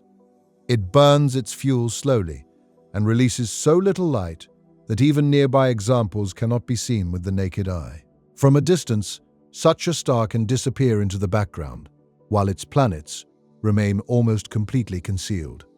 Because red dwarfs are so numerous, even a modest number of worlds around each one would add an enormous population to the galactic total. A single red dwarf system may contain several rocky planets packed into orbits much smaller than the distance between Mercury and the Sun. The planets orbit close because the star is cool. A world seeking the same amount of warmth that Earth receives must move far nearer to a red dwarf than Earth does to the Sun. From the surface, the star could appear large in the sky despite its faintness, glowing with a deeper color and never seeming quite like daylight on Earth. Some planets in these systems may be tidally locked. One side continually faces the star, while the other remains turned toward darkness. The sun would appear almost fixed above the same region, while the far side experienced a night that never ended. This arrangement once seemed automatically hostile to life.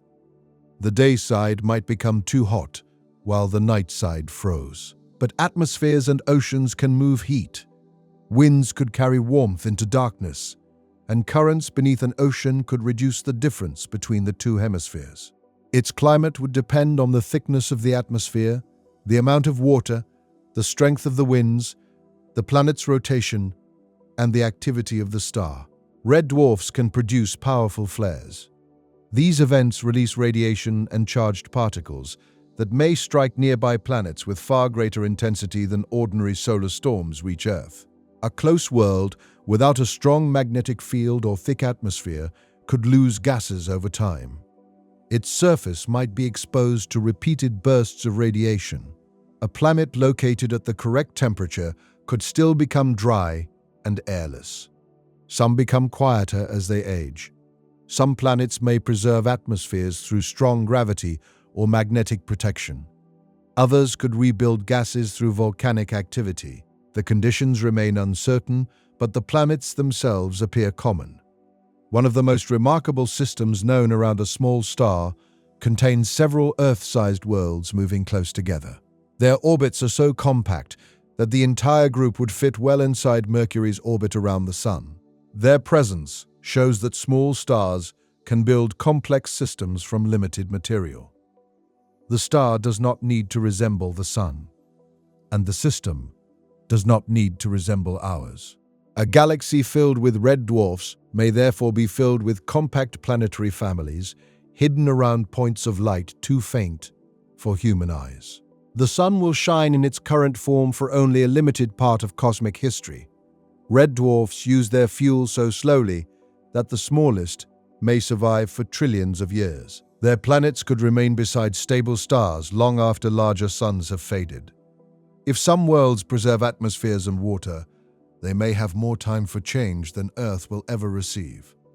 Brown dwarfs are too small to sustain ordinary hydrogen fusion in the way stars do, yet they are more massive than typical planets.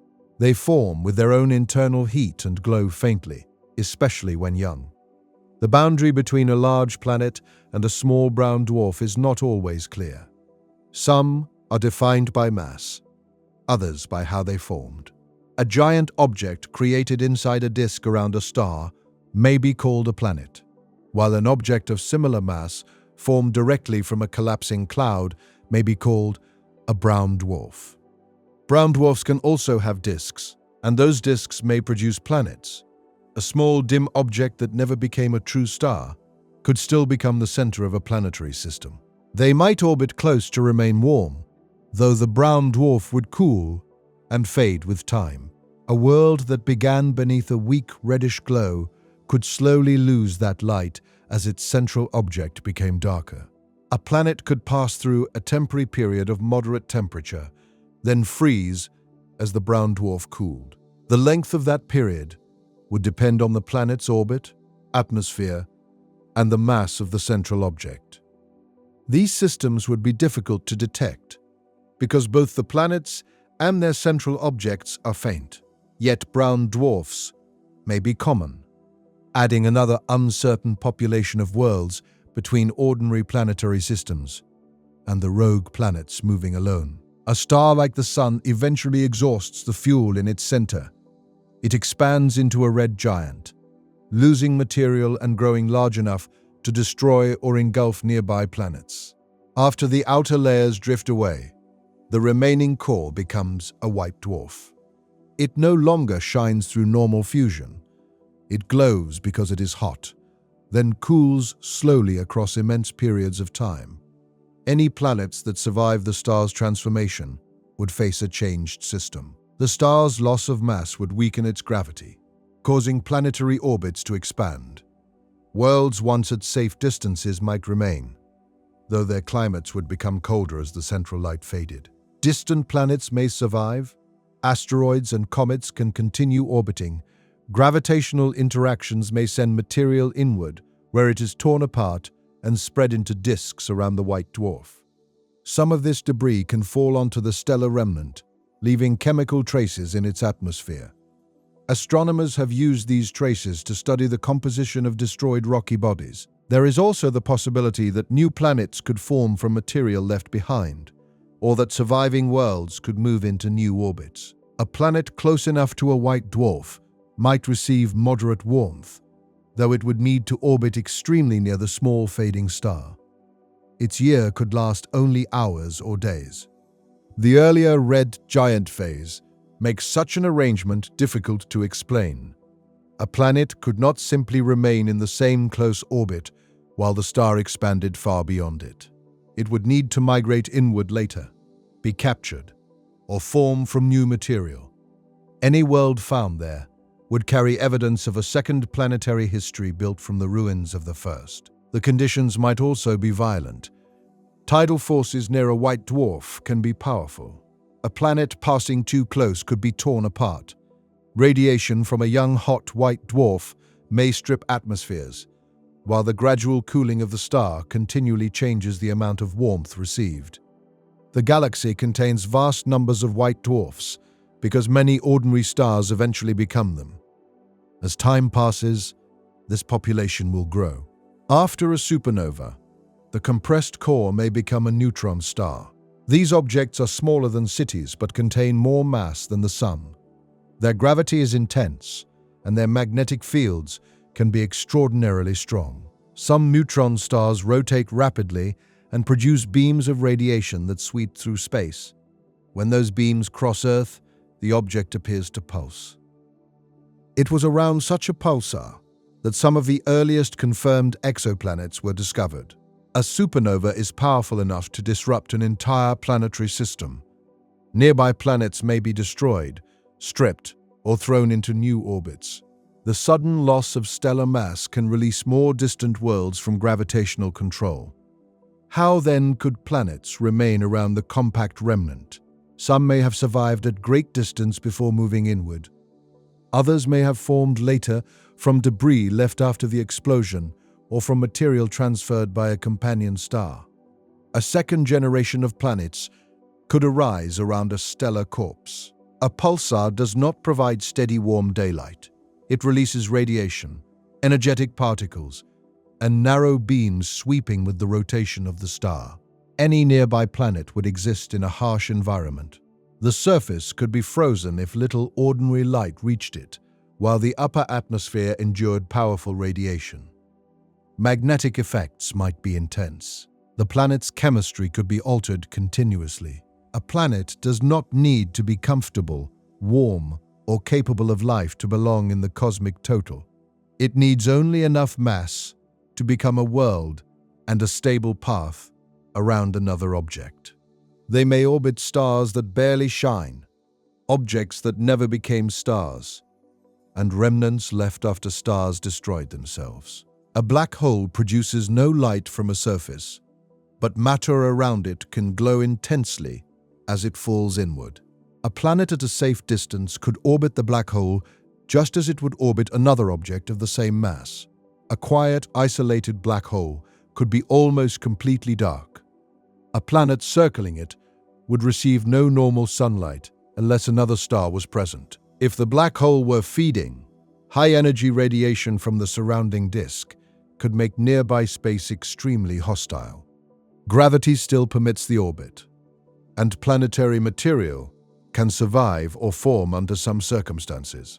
A planet may orbit two ordinary stars, one living star and one white dwarf, or a star paired with a neutron star or black hole. The system's history could include mass transfer, stellar expansion, and explosions. Some worlds may be thrown away during these events. Others could survive in wide paths, carrying scars from the transformation. A planet orbiting a normal star with a dead companion may receive familiar daylight, while a white dwarf or neutron star moves elsewhere in the sky. All of these worlds complicate the count because surveys often focus on ordinary stars. A census based mainly on sun-like stars and red dwarfs may overlook planets around remnants and substellar objects. Their total may be small compared with planets around living stars, but the galaxy is large enough for even uncommon systems to contribute millions or billions of worlds. A rogue planet may have begun around a star that is now dead. A world circling a sun-like star may survive its transformation into a white dwarf. A planet's classification describes where it is now, not its entire history. The universe continually moves planets between environments. Stars form, age, expand, collapse, and fade. Orbits widen or become unstable. Worlds are destroyed, ejected, captured, and sometimes rebuilt from debris. A world may spend billions of years beneath a stable sun, survive a red giant, and continue around a white dwarf in a colder and wider orbit. Another may form after the star's death and never know ordinary daylight. As the Milky Way ages, bright, massive stars will continue disappearing. Sun-like stars will become white dwarfs. Red dwarfs will dominate the remaining light for an almost unimaginable length of time. Worlds may continue orbiting faint stars and dark remnants long after the present constellations have vanished. The night sky of a distant future planet could contain fewer bright suns than ours, even while the galaxy still held an enormous population of cold worlds. The count is not limited to planets under yellow daylight. It includes systems beneath red glows, fading white remnants, pulses of radiation, and almost complete darkness. Their central objects are faint, their orbits may be small, and their environments may confuse the signals used to find them. Some will be known only through timing changes or through debris falling onto a dead star. Even so, their existence expands the scale of planet formation. The process is resilient enough to build and preserve worlds in systems that have passed through extraordinary change. The Milky Way's total, therefore, includes more than the orderly systems formed around calm suns. It contains worlds beside the smallest stars, around objects that never ignited, and among the remains of stellar destruction. Every planet considered so far belongs to a single spiral of stars, among an enormous population of galaxies scattered across the observable universe. The same elements exist beyond our galaxy. Stars form inside distant gas clouds. Disks gather around young suns. Gravity builds planets wherever the conditions allow. There is no reason for the planetary process to end at the edge of the Milky Way. And once even the faintest stars and stellar remnants were allowed to keep their hidden worlds, the search could no longer remain inside our galaxy. Because every distant galaxy might be carrying planetary systems of its own. From far away, the Milky Way would appear as a single pale structure. Its hundreds of billions of stars would blend together, and the planets around them would vanish completely. From Earth, most other galaxies are seen in the same way. Their spiral arms, bright centers, and dark dust lanes can be photographed, but their worlds remain hidden inside the combined light. The same ingredients that formed planets here exist elsewhere. Hydrogen fills the universe. Carbon, oxygen, silicon, and iron were forged inside stars and scattered through space when those stars died. Wherever new stars form, from enriched gas and dust, the materials for planets can gather around them. Some galaxies are large spirals with hundreds of billions of stars. Others are smaller and irregular, shaped by collisions and sudden bursts of star formation. Elliptical galaxies can contain enormous populations of old stars, while dwarf galaxies may hold only a small fraction of the Milky Way's mass. In a young galaxy, new planets may still be assembling inside dusty disks. Giant impacts could be shaping rocky surfaces while atmospheres begin to form. In an older galaxy, planets may have survived for billions of years beside stars slowly approaching the ends of their lives. Some galaxies contain more heavy elements than others. A system enriched by many generations of stars may be especially good at forming rocky worlds. A smaller or more primitive galaxy may produce fewer of them, though planets of other kinds could still appear. Looking far away also means looking into the past. The light from a galaxy 1 billion light-years away began its journey 1 billion years ago. The galaxies we observe at extreme distances are not being seen as they are now. Their stars have changed.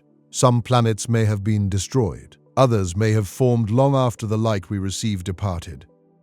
A galaxy can appear young in a telescope, while its present-day worlds remain completely beyond our view. Finding one ordinary planet in another galaxy is extraordinarily difficult. Even the stars in the nearest large galaxies appear crowded together.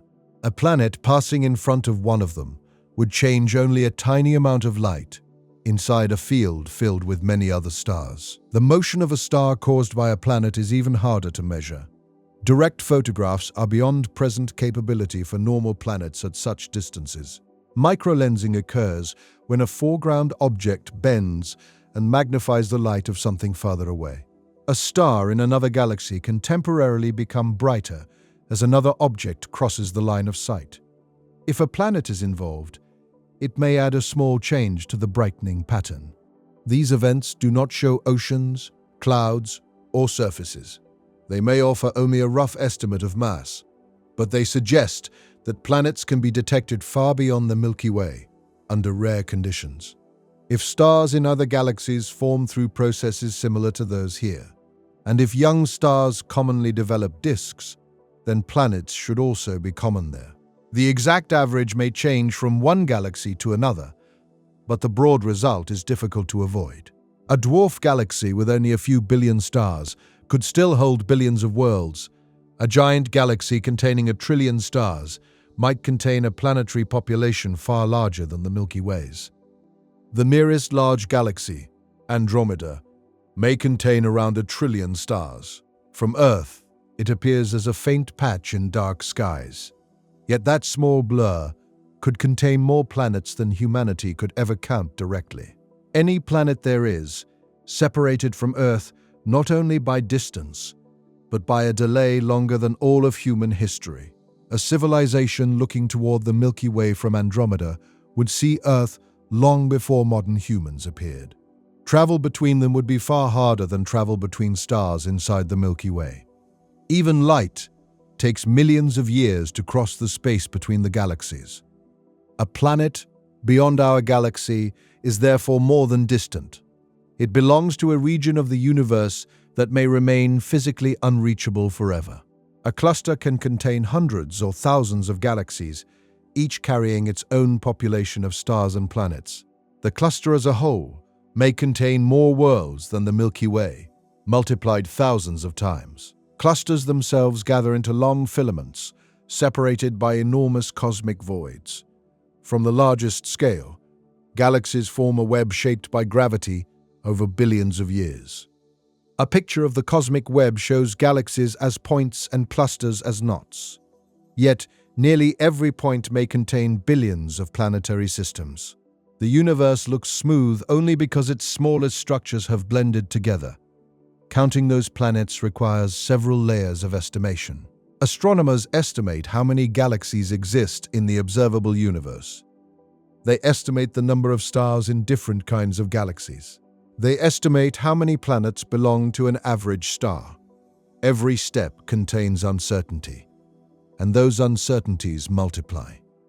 The final number is built from what can be observed nearby and extended across regions far too large to examine world by world. This method is common in astronomy. No one counts every star in the Milky Way individually. No one observes every galaxy in complete detail. Samples and models reveal the larger population.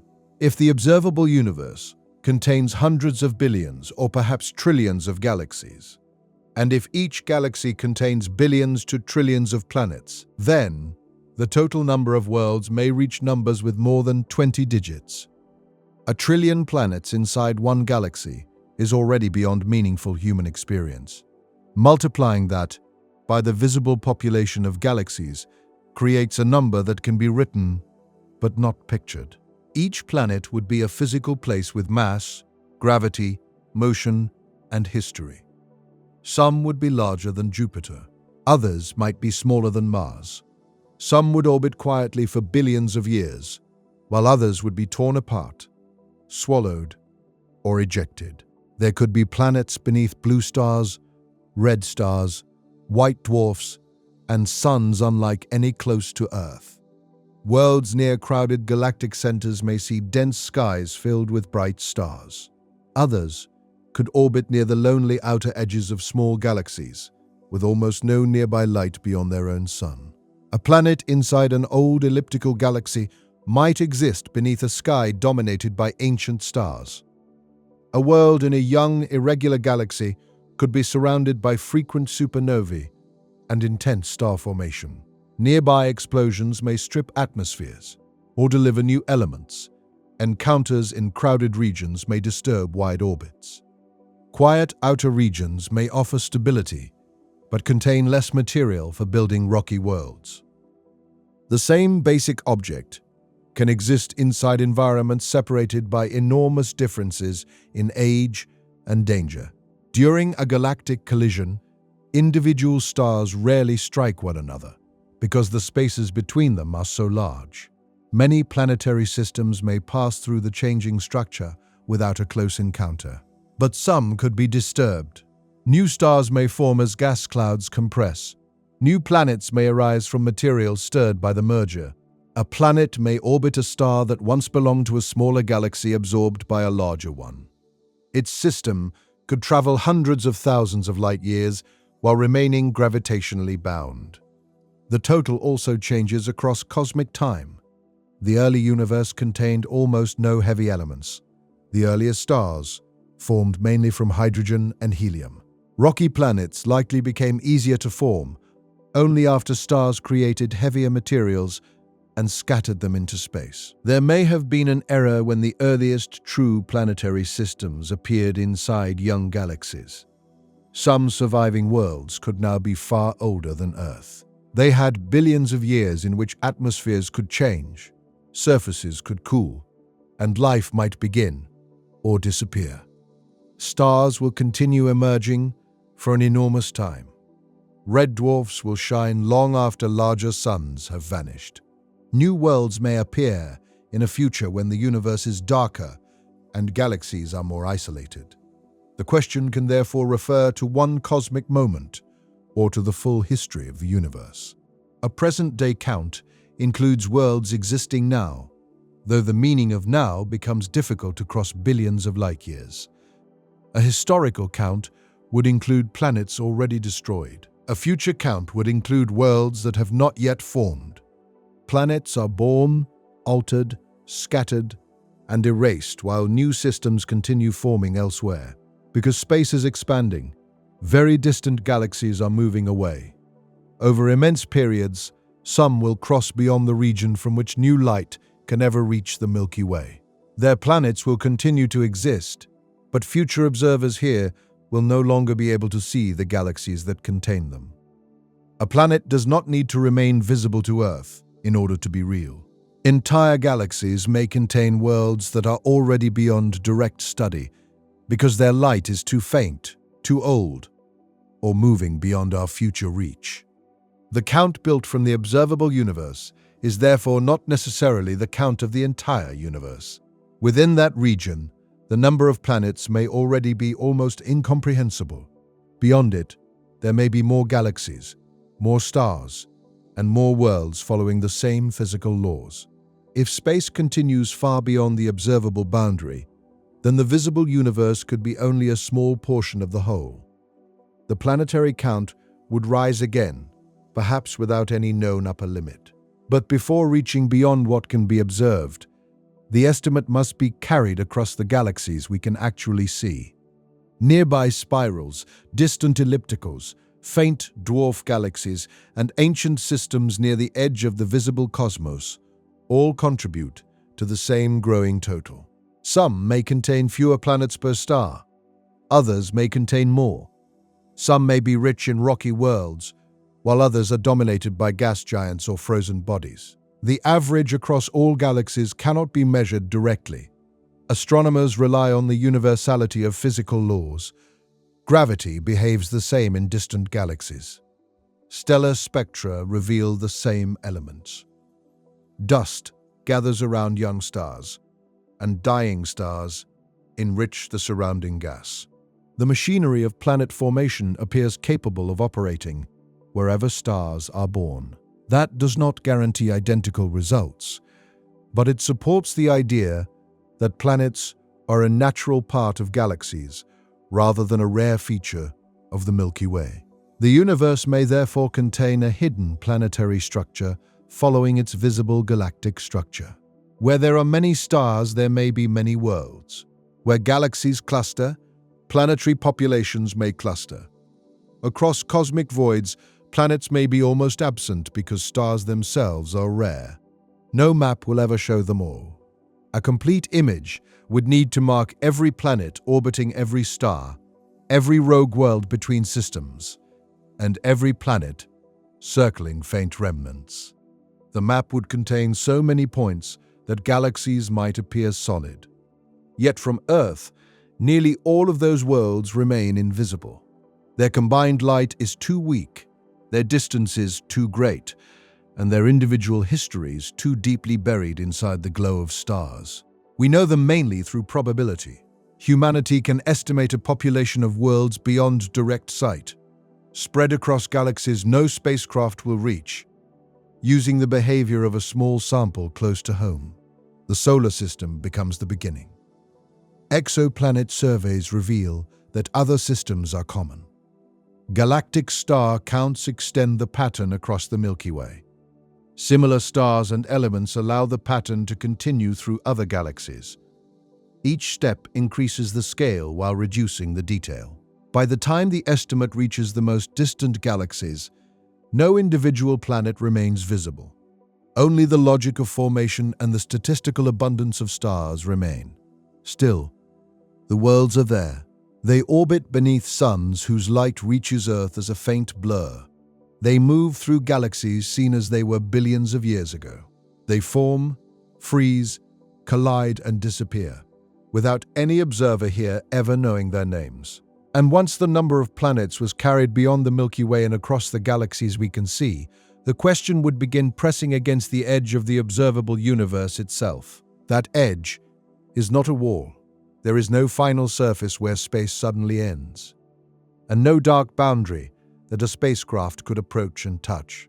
The observable universe is simply the region from which light has had enough time to reach us since the beginning of cosmic history. There may be more galaxies, more stars, and more planets following the same laws of nature, but their light has not reached Earth. Some may be so distant that it never will. This distinction changes the question completely. Counting planets inside the observable universe is already uncertain, but at least the region has a measurable scale.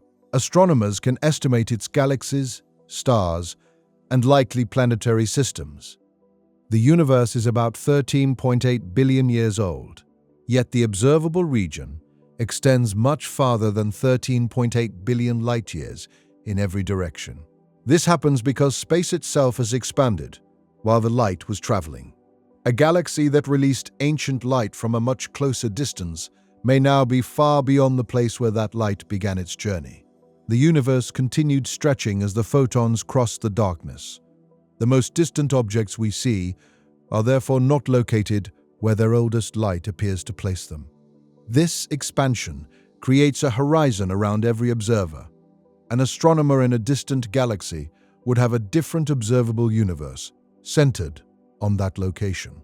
Some regions visible to that observer might be forever hidden from Earth, while parts of our visible cosmos might lie beyond their horizon. Every location sees a limited sphere of cosmic history, shaped by the age and expansion of the universe. A planet far beyond our observable region could have its own night sky, its own nearby galaxies, and its own visible horizon. From there, Earth might be so distant that no signal from the Milky Way had ever arrived. The two regions could belong to the same larger universe while remaining permanently unable to exchange information. This is difficult to accept because ordinary distance can usually be crossed in principle. A mountain can be climbed, an ocean crossed, and even a star might one day be reached with enough time and technology. Some galaxies are moving away from us so quickly because of the expansion of space that light sent from Earth today will never reach them. Their existing light may still be arriving from the past, but communication with their future has become impossible. Clouds may move across their skies. Oceans may rise and fall beneath distant moons. Civilizations may appear, look outward, and wonder how many worlds exist. The planet count therefore includes places that may be real, but can never become part of human observation. Even inside the observable universe, some galaxies are seen only in ancient stages. Their later history is hidden because the newer light has not arrived. Beyond the horizon, the entire history remains inaccessible. A more powerful telescope can collect fainter light and resolve smaller details, but it cannot receive light that has not arrived or light that will never arrive. Astronomers can still ask what probably lies beyond the horizon by studying the universe we can see. On the largest scales, matter appears distributed with broad uniformity. Galaxies form everywhere, and the same physical laws operate across enormous distances. This suggests that space beyond the visible boundary may contain more of the same general structures. There would be galaxies beyond the horizon, containing stars, disks, and worlds. Some planets would resemble those inside our observable region. Others would form in environments whose light can never reach us. The visible universe cannot prove the full size of the whole universe. Space may continue a finite distance beyond the horizon, or it may extend vastly farther. It may even be infinite. If the entire universe is finite but much larger than the observable region, then the total number of planets is also finite, though perhaps enormously greater than any visible estimate. If space is infinite, and the average density of planets remains above zero, then the number of planets could be infinite as well. This possibility should be treated carefully. The universe may be spatially infinite, but observations cannot establish that with certainty. Measurements show that space is very close to geometrically flat on the largest scales we can observe. A flat universe can be infinite, but it does not have to be. Some finite shapes can also appear flat across a limited region, just as a small area of Earth appears level, despite the planet's curvature. The planet count beyond the horizon is therefore tied to one of cosmology's deepest unanswered questions. Even a finite universe could make the observable region seem small. The part visible to us may represent a large fraction of the whole, or an almost negligible one. The true total might be twice as large, 1 billion times larger, or without limit. This uncertainty does not weaken the estimate inside the observable universe. It separates two different questions. The first can be approached through galaxies, stars, and planetary averages. The second reaches beyond direct evidence. Human language often treats the universe and the observable universe as though they were the same thing. In everyday discussion, the difference can seem unnecessary. A number calculated from visible galaxies describes only the worlds inside our horizon. It does not include planets beyond the oldest light we can receive. The observable total may already reach around a number, with 24 or more digits, depending on the assumptions used. Yet the entire universe could contain far more. Every digit added to the estimate represents another multiplication by 10, another increase too large to picture through ordinary objects. Many models suggest that the early universe experienced an extremely rapid expansion. A tiny region expanded enormously, smoothing the visible cosmos and spreading matter across distances far beyond our current horizon. If inflation occurred in this way, the full universe may be vastly larger than the part we observe. Some theories suggest that inflation may continue in distant regions, producing separate expanding domains. These possibilities remain difficult to test and should not be treated as confirmed maps of reality. For a careful count, it is safer to remain with the universe supported by observation and reasonable extension. The same laws appear consistent across everything we can see. Gravity gathers matter. Stars form, produce heavy elements, and create disks. Planets emerge from those disks. The most distant galaxies are young because their light comes from the early universe, not because they sit near a physical edge. Given enough time, many would form later generations of stars and planets. Their modern descendants may now contain mature planetary systems whose light is still traveling toward us, or may never reach us. A young galaxy seen billions of years in the past might appear chaotic, filled with gas and rapid star formation. By now, it may contain old stars, settled planetary systems, and planets with long histories.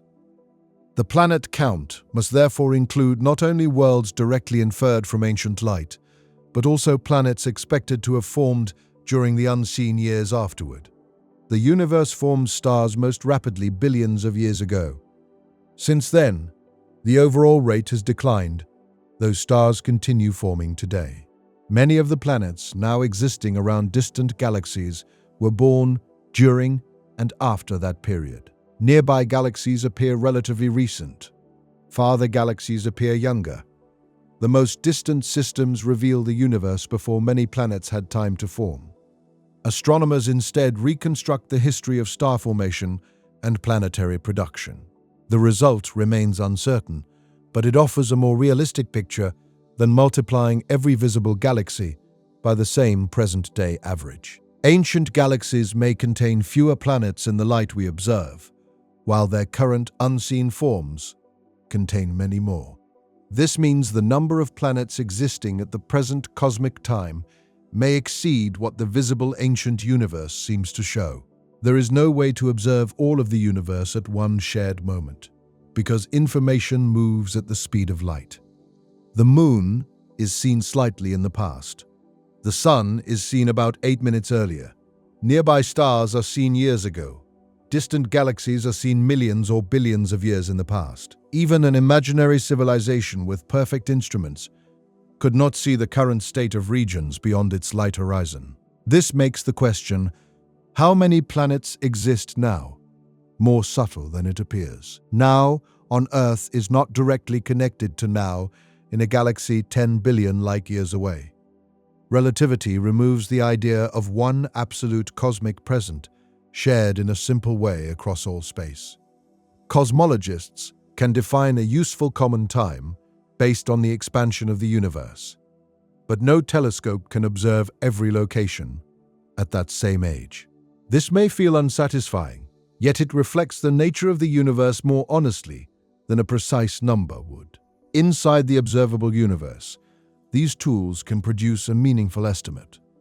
Beyond it, they can suggest continuation, but not a final total. The hidden regions may contain worlds almost identical to Earth.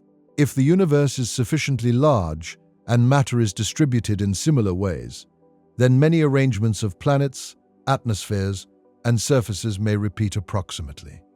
There could be distant worlds with blue oceans, pale clouds, and familiar chemistry separated from Earth by distances that no signal will ever cross. There may also be planets with conditions never realized anywhere in our observable region. A larger universe creates more opportunities for rare combinations of matter and history.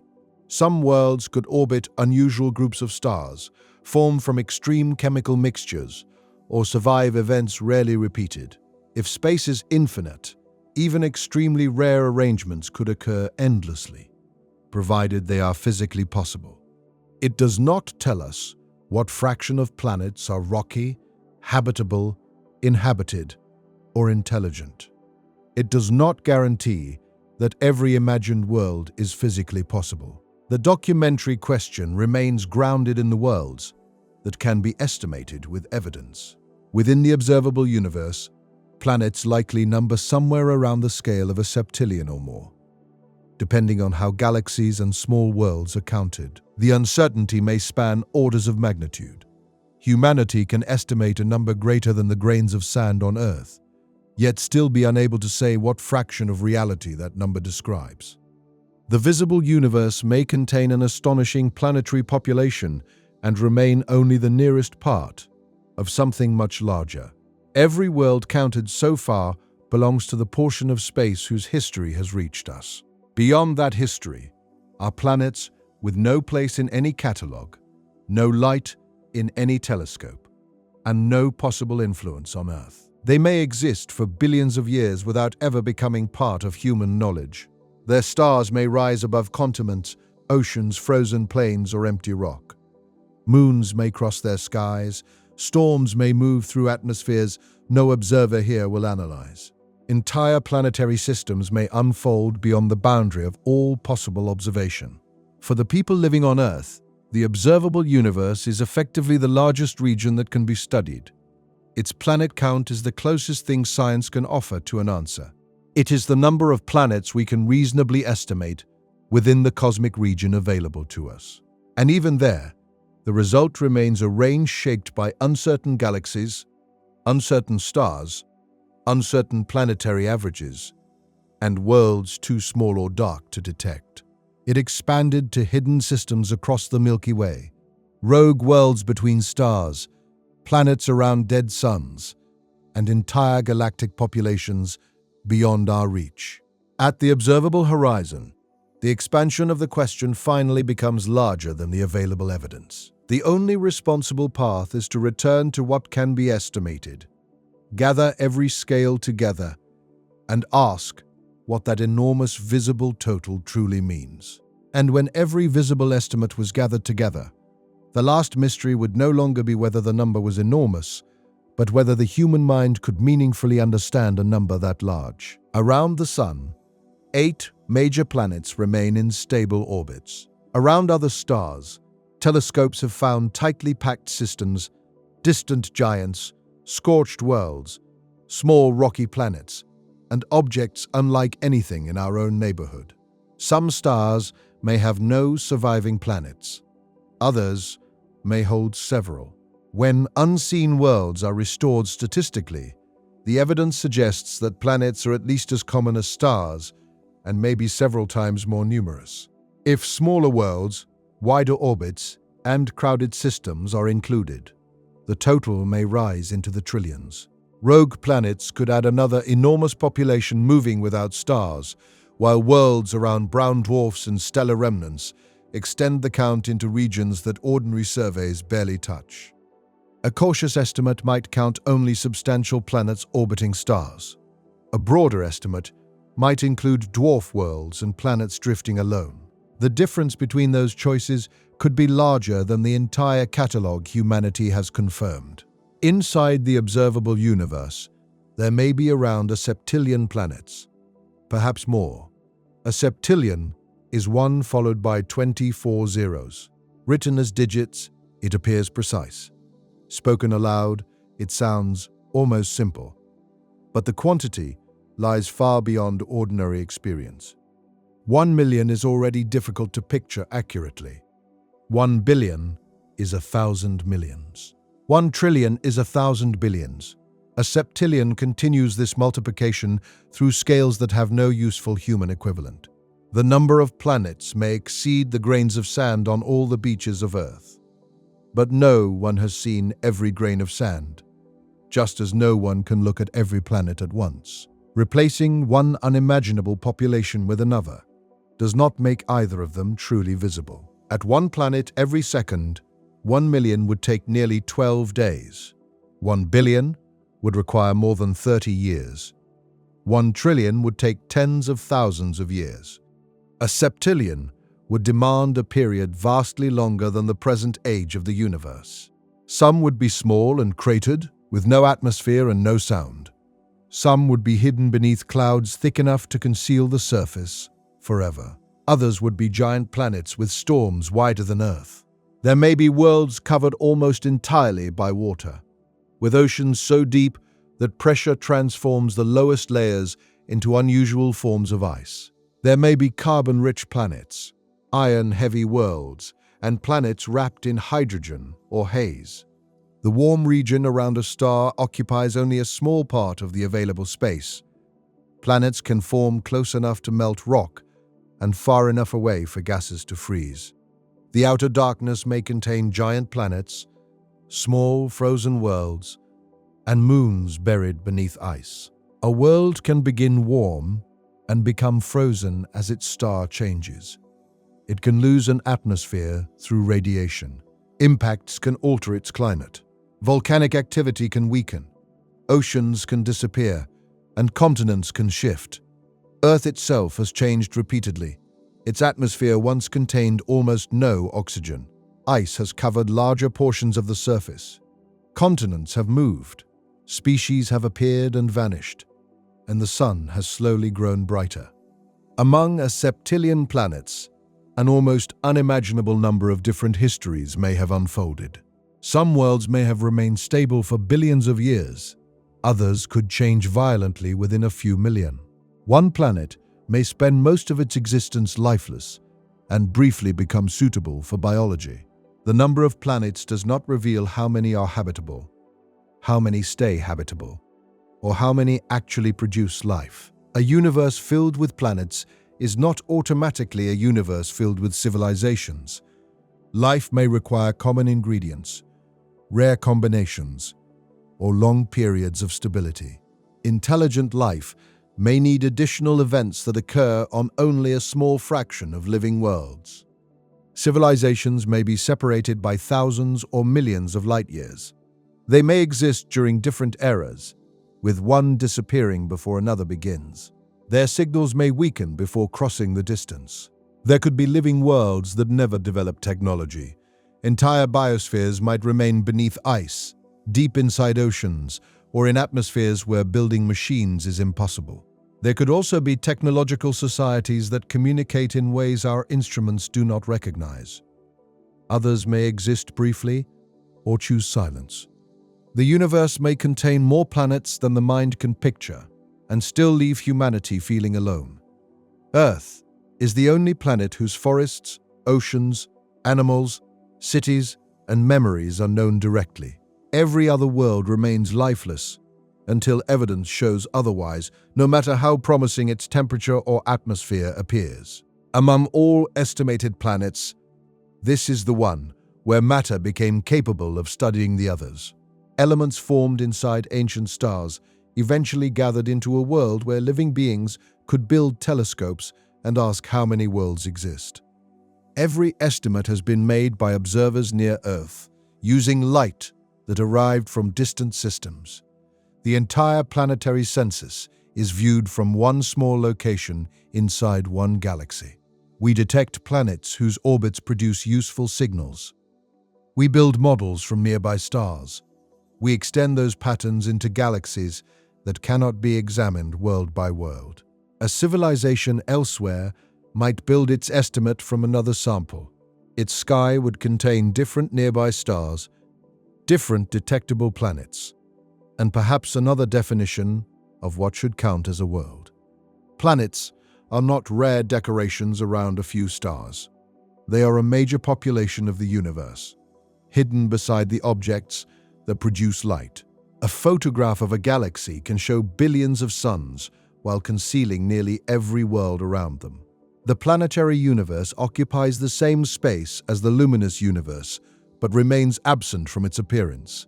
The Milky Way would no longer look like a band made mainly from stars. Every stellar system could become a cluster of smaller lights. Rogue planets might trace faint paths through interstellar darkness. But planets do not shine strongly enough for this picture to exist. Their darkness is part of why the total feels unreal. Some observatories may photograph nearby Earth-sized planets. Others may measure atmospheric gases, cloud layers, seasons, and surface changes. Long surveys may uncover cold worlds with decades-long orbits. That would transform astronomy, yet millions would remain almost nothing compared with a septillion. The directly studied fraction would still be so small that the total would depend on estimation.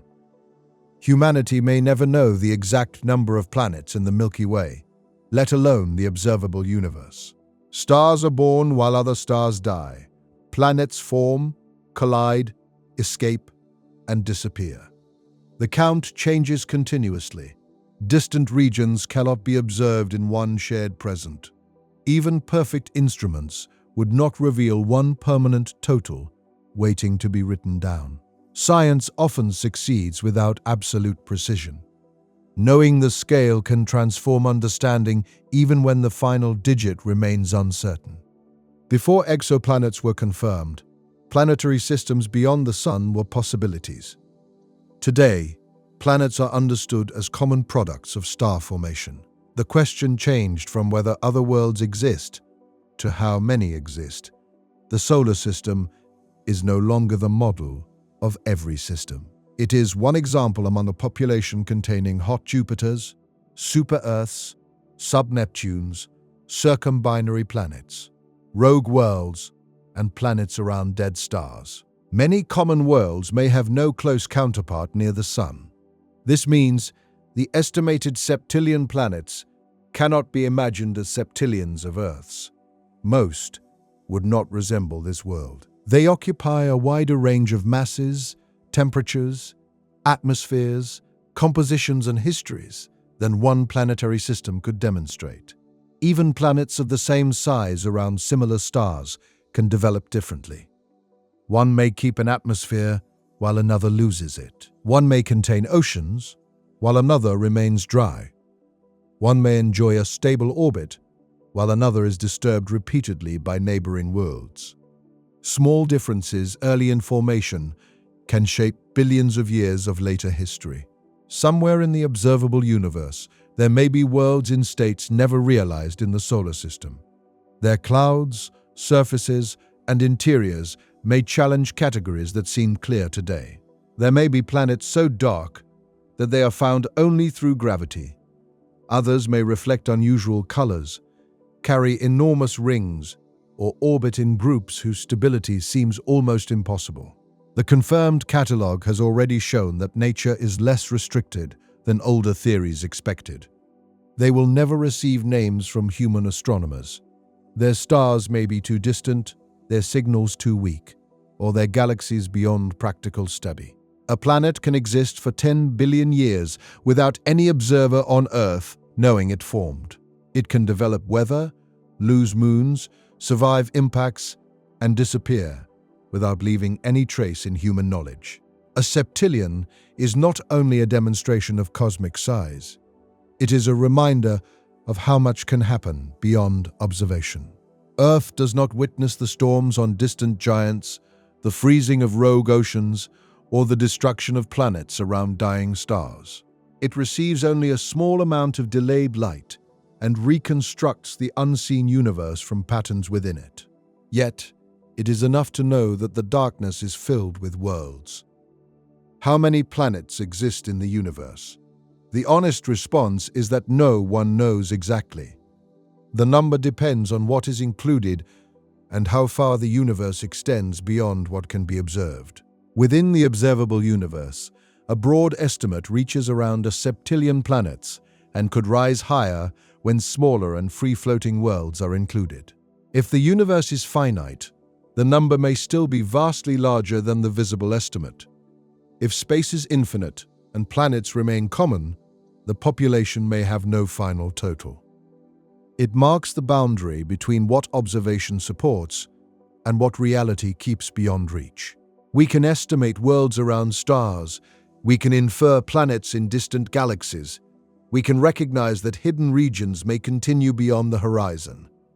It is the change in perspective created by them. The ground beneath us belongs to one world among an almost unimaginable population. The sky above us is filled with stars that may each hold their own planets, moons, weather, and histories. And yet their presence changes the meaning of our place in the universe. Earth is no longer the only planet known to exist, and the solar system is no longer the only known planetary family.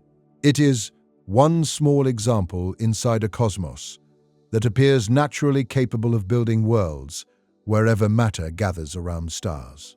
The universe may contain more planets than any civilization could ever explore. Even if humanity traveled between stars for millions of years, the reachable population would remain a tiny local sample. Entire galaxies would stay beyond the journey, and the cosmic horizon would preserve worlds no traveler could approach.